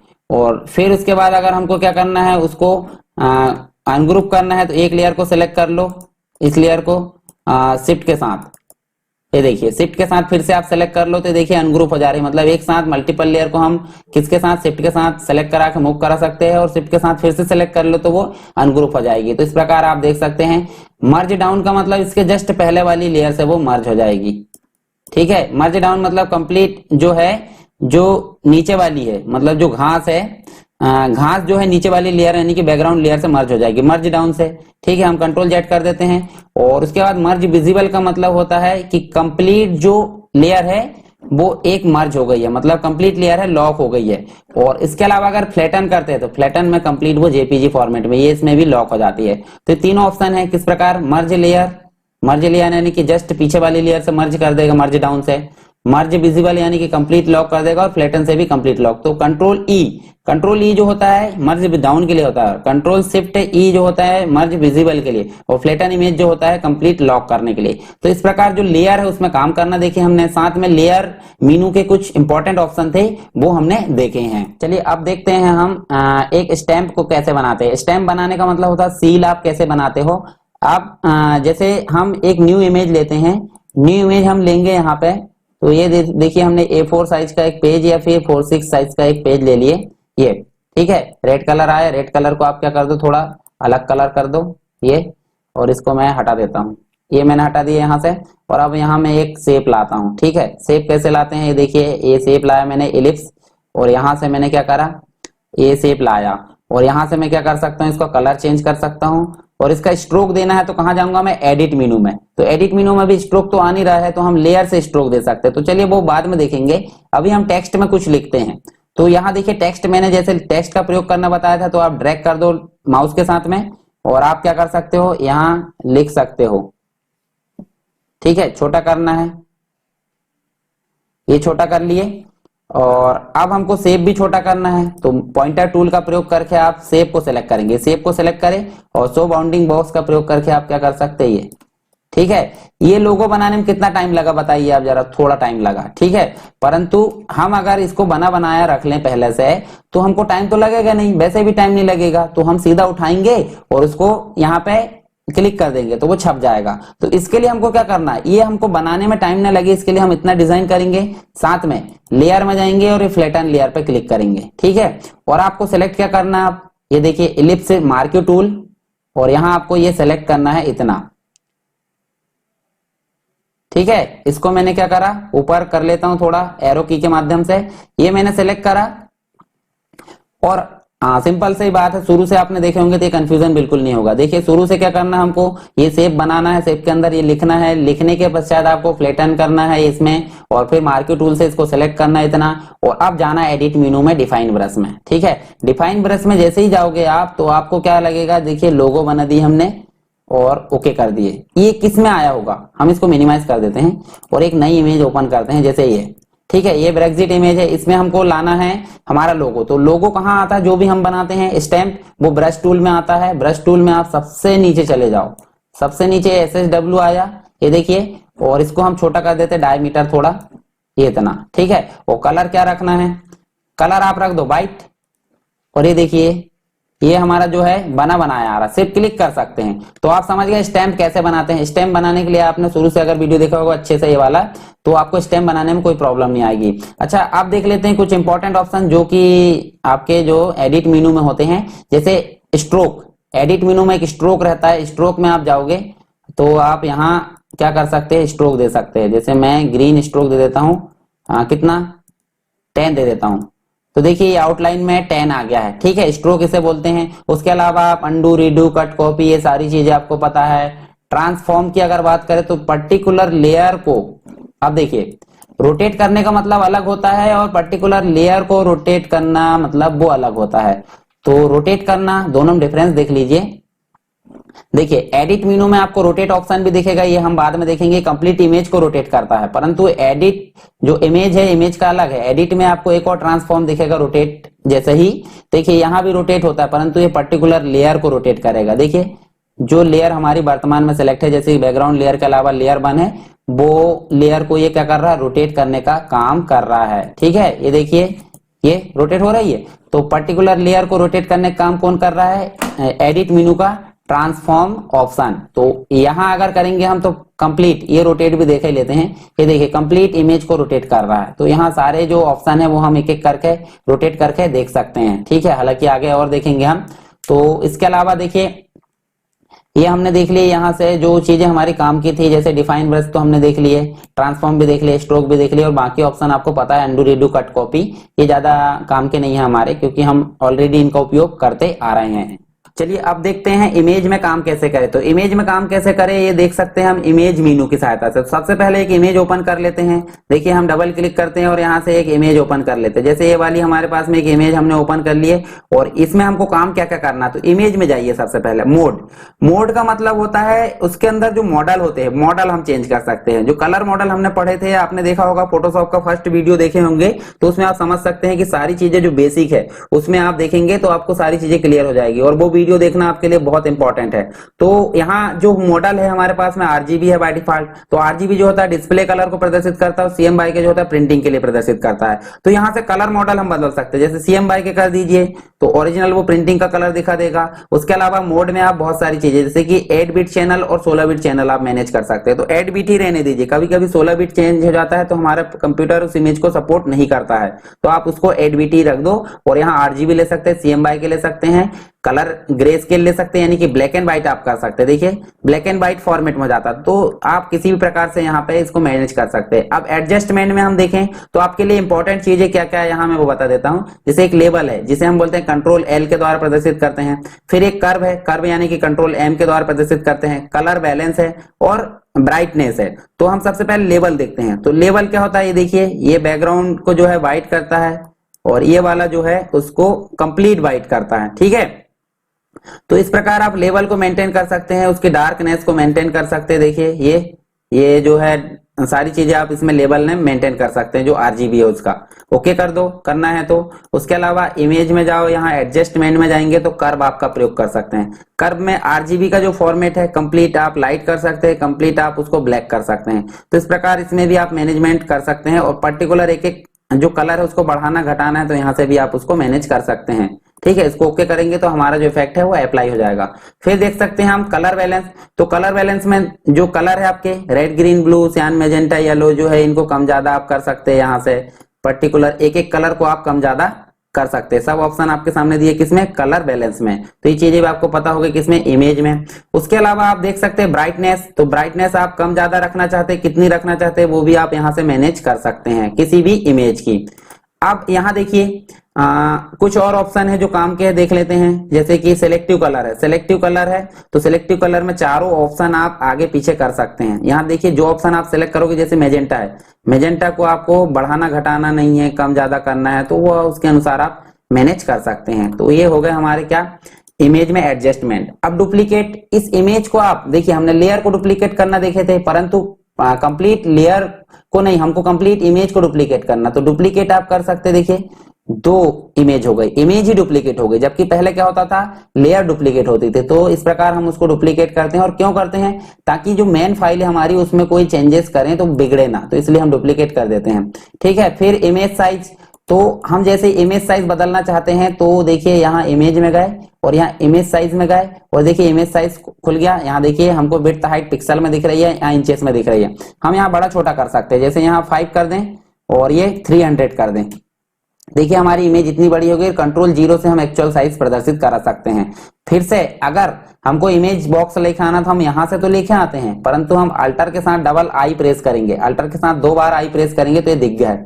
देखिए हम यहाँ अगर कम ज्यादा कर रहे हैं तो देखिए ऊपर भी हो रहा है। तो ये 2 ऑप्शन है ना, ये ऑप्शन को अगर अनटिक कर दोगे तो ये एक साथ प्रदर्शित, मतलब जो ऊपर वाला ऑप्शन है नीचे वाले ऑप्शन से क्या हो रहा है, देखिए यहाँ देखिए, ये देखिए लिंक है, ऊपर वाले से नीचे वाला लिंक है एक साथ। तो सिंपल सी बात है, अगर हम यहाँ चेंजेस करेंगे तो ऊपर वाला बाय डिफॉल्ट चेंज होना है। देखिए हो रहा है क्योंकि लिंक है। और अगर ये लिंक को तोड़ना है, ये वाली जो लिंक है ऊपर वाले से नीचे वाले की, तो उसको ऊपर वाले ऑप्शन को अनटिक कर दो तो वो टूट जाएगी। फिर अलग अलग ऑप्शन आप बड़ा छोटा कर सकते हैं, तो ये आप प्रयोग करके देख सकते हैं। उसके अलावा इमेज में जाएंगे आप तो इमेज साइज तो हो गया है। यहाँ रोटेट में देखिए जो है 90% हम रोटेट कर सकते हैं धीरे धीरे। ये देखिए हमने पिछले जो वीडियो है उसमें ट्रांसफॉर्म देखे थे एडिट मेनू में, जो कि पर्टिकुलर लेयर को रोटेट करता है, परंतु ये कंप्लीट किसको करता है, कंप्लीट इमेज को रोटेट करता है। ठीक है, तो ये इस प्रकार फ्लिप हॉरिजॉन्टल, ये देखिए उल्टा कर सकते हैं हॉरिजॉन्टली, और इसको करेंगे तो वर्टिकल, मतलब इधर मतलब चेहरा घूम गया एक तरीके से और ये सीधा सीधा पलट गया है, मतलब उल्टा हो गया है। और अगर फिर से वर्टिकल करे तो वो सीधा हो जाएगा। ठीक है, और हॉरिजॉन्टल को कर देंगे तो वो ऑटोमेटिक जैसा था वैसा ही हो जाएगा। तो इस प्रकार आप ये देखिए रोटेट का प्रयोग कर लिया आपने। अच्छा एक और बात करें हम, तो हमने क्रॉप टूल का प्रयोग देखे थे, तो हम ऐसे करते थे और एंटर कर देते थे, परंतु हम अगर मार्क्यू टूल की सहायता से इसको इतना सेलेक्ट करते हैं और इतना ही रहने देना चाहते हैं तो हम इमेज में क्रॉप टूल का प्रयोग करेंगे। ठीक है, क्रॉप ऑप्शन का प्रयोग करेंगे तो कंप्लीट इमेज बन जाएगी। तो इस प्रकार देखिए हमने जो इंपॉर्टेंट ऑप्शन थे वो देख लिए इसके। उसके अलावा लेयर के ऑप्शन हमारे ऑलरेडी कवर किए जा चुके हैं। फाइल में आपको इंपॉर्टेंट क्या है, न्यू, ओपन, सेव, ये सारी चीजें हमने देख चुके हैं। इमेज को प्रिंट करना है हम बाद में देख लेंगे कंप्लीट, जैसे ज्यादा कठिन तो नहीं है। प्रिंट प्रीव्यू में जाएंगे तो यहाँ देखिए आपको प्रिंट प्रीव्यू नजर आ गया। सेंटर में रखना इमेज तो टिक मार्क रखो, नहीं तो आप अनटिक करके आप कहीं भी उसको मैनेज कर सकते हैं। ठीक है, अगर साइज पूरा है तो कोई दिक्कत नहीं, परंतु साइज पूरा नहीं था आप ऊपर नीचे, ताकि दोबारा अपने प्रिंट निकाल सको। सेंटर कर दोगे सेंटर में आ जाएगी, और फिट कर दोगे तो फिट आ जाएगी। फिट नहीं करोगे तो वो जितना साइज दिख रहा है उतना नहीं आएगा। तो इस प्रकार क्या कर सकते हैं आप, प्रिंट कर सकते हो प्रिंटर सेलेक्ट करके। यहाँ पे सेटअप है, प्रिंट वन कॉपी, ये सारे ऑप्शन है, ये ज्यादा इंपॉर्टेंट नहीं है। जो प्रिंट का ऑप्शन है वही बस इंपॉर्टेंट है। सिलेक्ट में आपके लिए कोई काम का नहीं है। अब जो नेक्स्ट लेक्चर आएगा हमारा उसमें फिल्टर देखेंगे। इसके पहले हम यहाँ व्यू में और विंडो में कुछ ऑप्शन देख लेते हैं। जैसे व्यू में देखो, व्यू में यहाँ दिखाने के लिए है सारी चीजें, जैसे देखो जूम इन करना है, देखिए zoom in control plus plus से कर सकते हैं, या फिर मैंने बताया तरीका कंट्रोल प्लस स्पेस और क्लिक करना, ये देखिए। और माइनस करने के लिए control plus space plus alter और क्लिक करना, माइनस हो जाएगा। ये चीजें ज्यादा अच्छी है। एक्सट्रैक्ट दिखाना है, मतलब जो रूलर है रूलर दिखाना है, जो भी दिखने से रिलेटेड चीजें होती है उनको हम क्या कर सकते हैं, फिट टू स्क्रीन कर सकते हैं। ये सारी चीजें यहाँ से होती है। और विंडो हमने ऑलरेडी देख चुके हैं, यहाँ पे सारी चीजें आपको वो मिलेगी जो पैलेट्स के रूप में प्रदर्शित हो रही है। तो ये चीजें हम देख सकते हैं। जो पासपोर्ट फोटो होती है, पासपोर्ट फोटो का मतलब होता है ढेर सारी जो पासपोर्ट फोटो होती है वो एक क्लिक में कैसे बनती है। तो हम विशेष तौर पर देखेंगे एक्शन का प्रयोग। एक्शन का मतलब क्या होता है, एक प्रकार से मैक्रो होता है। जैसे देखिए विंडो में आप जाओगे तो विंडो में जाकर देखेंगे एक्शन, तो एक्शन अभी टिक मार्क है, देखिए एक्शन पैलेट शो हो रही है। जब हम एक्शन पैलेट देखते हैं तो इसके साइड में कुछ बटन होती है, जिसे हम राइट बटन, देखिए ये बटन होती है, इसमें बहुत सारे ऑप्शन होते हैं। तो इन ऑप्शन की सहायता से हम देखिए न्यू एक्शन बना सकते हैं और उनमें काम कर सकते हैं, जैसे कि लेयर में हमने काम किए थे। तो सबसे पहले हम देखिए जो पासपोर्ट साइज की फोटो होती है वो बनाने के लिए क्या करते हैं, एक पासपोर्ट साइज की फोटो को ओपन कर लेते हैं। तो हम जैसे यहाँ देखिए हमारे पास में डाउनलोड में जाएंगे, हम डाउनलोड में जैसे ये पर्सन की फोटो हमने ले आए हैं। तो आपको एक विशेष तौर पर एक आइडिया होना चाहिए। जैसे देखिए सबसे पहले तो हमको क्रॉप टूल का प्रयोग करना है। क्रॉप टूल के द्वारा हम देखिए यहाँ साइज दे देते हैं। क्रॉप टूल आप जैसे सिलेक्ट करोगे तो आपको साइज देना है 1.11 इंच में देना है और हाइट जो देना है 1.34 इंच में, और रेजोल्यूशन कितना देना है 300। और इसके बाद आप क्या कर लीजिए, इसको सिलेक्ट कर लीजिए। सिलेक्ट जैसे ही करोगे तो एंटर करना है। एंटर करने के बाद आपका साइज आ गया है। तो हमेशा याद रखिए, जिसमें आप मैक्रो बना रहे हैं, जिस साइज में या जिस साइज में एक्शन बना रहे हैं, मतलब जिस साइज में आप एक्शन का निर्माण कर रहा है, उसी साइज का आप क्लिक करके नेक्स्ट टाइम एक्शन का प्रयोग भी करोगे। तो ये विशेष तौर पर ध्यान देना है। तो हमने कर लिए, और अब फाइल मेनू में जाना है, न्यू ऑप्शन पे क्लिक करना है और यहाँ 46 ये क्लिक करे हमने और ओके करे। ठीक है, अब हमको क्या करना है, इस पिक्चर को लाकर यहाँ छोड़ना है। और इसको छोड़ने के बाद आपको क्या करना है, रूलर का प्रयोग करो। आप ये देखिए, रूलर का हमने प्रयोग करे, और इधर से भी आप क्या करो, रूलर का प्रयोग करो। ठीक है, अब इसके बाद इसको थोड़ा सा बड़ा कर लेते। अब यहाँ आपके सामने विशेष तौर पर क्या करना है, एक्शन का वो है क्रिएशन करना है। एक्शन को जैसे ही हम क्रिएट करेंगे तो वो रिकॉर्डिंग होना चालू हो जाएगा। तो कहाँ जाना है हमको, एक्शन में। इतना लाने के बाद मतलब हमने एक साइज डिफाइन करे, फोटो लाकर साइज डिफाइन करे क्रॉप टूल से, और उसको क्रॉप करे। क्रॉप करके कहाँ लाना, 46 वाले पेज में, और उसके बाद आपको एक्शन को रिकॉर्ड करना। तो एक्शन के साइड में आपको बटन दिख रही है, इसमें न्यू एक्शन में जाएंगे और यहाँ आप नाम दे दीजिए क्या, 46, यानी पासपोर्ट साइज की फोटो। और एक्शन बटन में हम F3 यहाँ फंक्शन की को प्रेस कर लेते हैं। ठीक है, और उसके बाद क्या करना, रिकॉर्ड। तो रिकॉर्ड जैसे करना शुरू करोगे, तो मैंने बताया था एडिट मेनू में जाकर आप स्ट्रोक दे सकते हैं। तो आप स्ट्रोक दे सकते हैं, 5 दे दीजिए, ये दे दिए हमने। उसके बाद अल्टर की के द्वारा आप डुप्लीकेट करोगे, अल्टर की के द्वारा डुप्लीकेट करोगे, या फिर आप क्या कर सकते हैं, राइट क्लिक करके डुप्लीकेट लेयर कर सकते हैं। तो वैसा करने में ज्यादा प्रॉब्लम होगी, तो अल्टर के द्वारा आप क्या कर लो, डुप्लीकेट कर लो। इस प्रकार देखिए, ये हमने जो है इसको डुप्लीकेट करके यहाँ रख लिए हैं। ठीक है, अब क्या करना होगा, इनको तीनों को एक प्रकार से हमको मर्ज करना पड़ेगा। मर्ज करने का मतलब मर्ज विजिबल, सॉरी मर्ज डाउन करेंगे। तो मर्ज डाउन करेंगे तो हम कंट्रोल ई से कर सकते हैं। कितने बार करना है, 2 बार, 1 2, दोनों हो गई। अब आपको क्या करना है, अल्टर के साथ इन तीनों को डुप्लीकेट करना है। ठीक है, उसके बाद आपको क्या करना है, फिर डुप्लीकेट करना है अल्टर के साथ, उसके बाद फिर डुप्लीकेट करना है अल्टर के साथ। जब इतना हो जाए तो आपको फिर से कंट्रोल ई दबाना है। कंट्रोल ई देखिए कितने बार दबाना पड़ेगा, 1 2 3 बार, 1 2 3 बार। और कंट्रोल टी के साथ में आप क्या करना है, इसको सेलेक्ट करें और शिफ्ट के साथ में थोड़ा सा बड़ा कर लीजिए। ये काम हो गया हमारा। और आप क्या करना है, आपको मैक्रो को स्टॉप करना है। ये स्टॉप करें, ये कर दिए हमने स्टॉप, यहाँ एंटर करें और ये स्टॉप कर दिए, स्टॉप हो गया।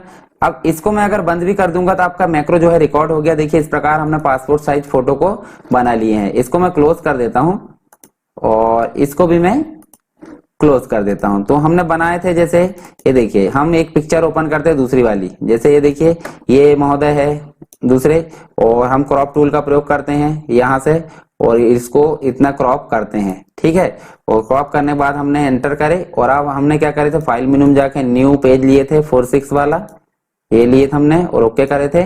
और इनको लाकर यहाँ कॉर्नर पर बिठाए थे। कॉर्नर पर हम बिठा देते हैं, मतलब इधर से थोड़ा छोड़ देते और इधर से थोड़ा। ठीक है, और अब आपको फंक्शन की के जो F3 फंक्शन की है वो प्रेस करना है। तो जैसे आप F3 फंक्शन की प्रेस करोगे तो देखिए ये जो है आपका जो पूरी इमेज है वो एक क्लिक में बन गई है। तो इस प्रकार आप जो है एक क्लिक में पूरी इमेज बना सकते हैं।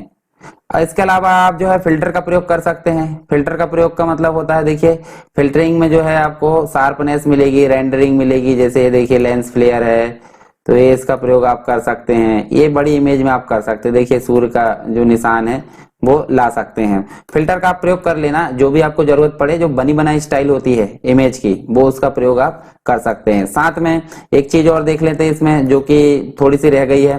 जैसे कि न्यू इमेज में हमने एक फंक्शन लिए थे, मतलब यहाँ देखिए टेक्स्ट लिए थे, जैसे हमने ये लिखे सरकार। ठीक है, और इसको थोड़ा बड़ा कर देते हैं।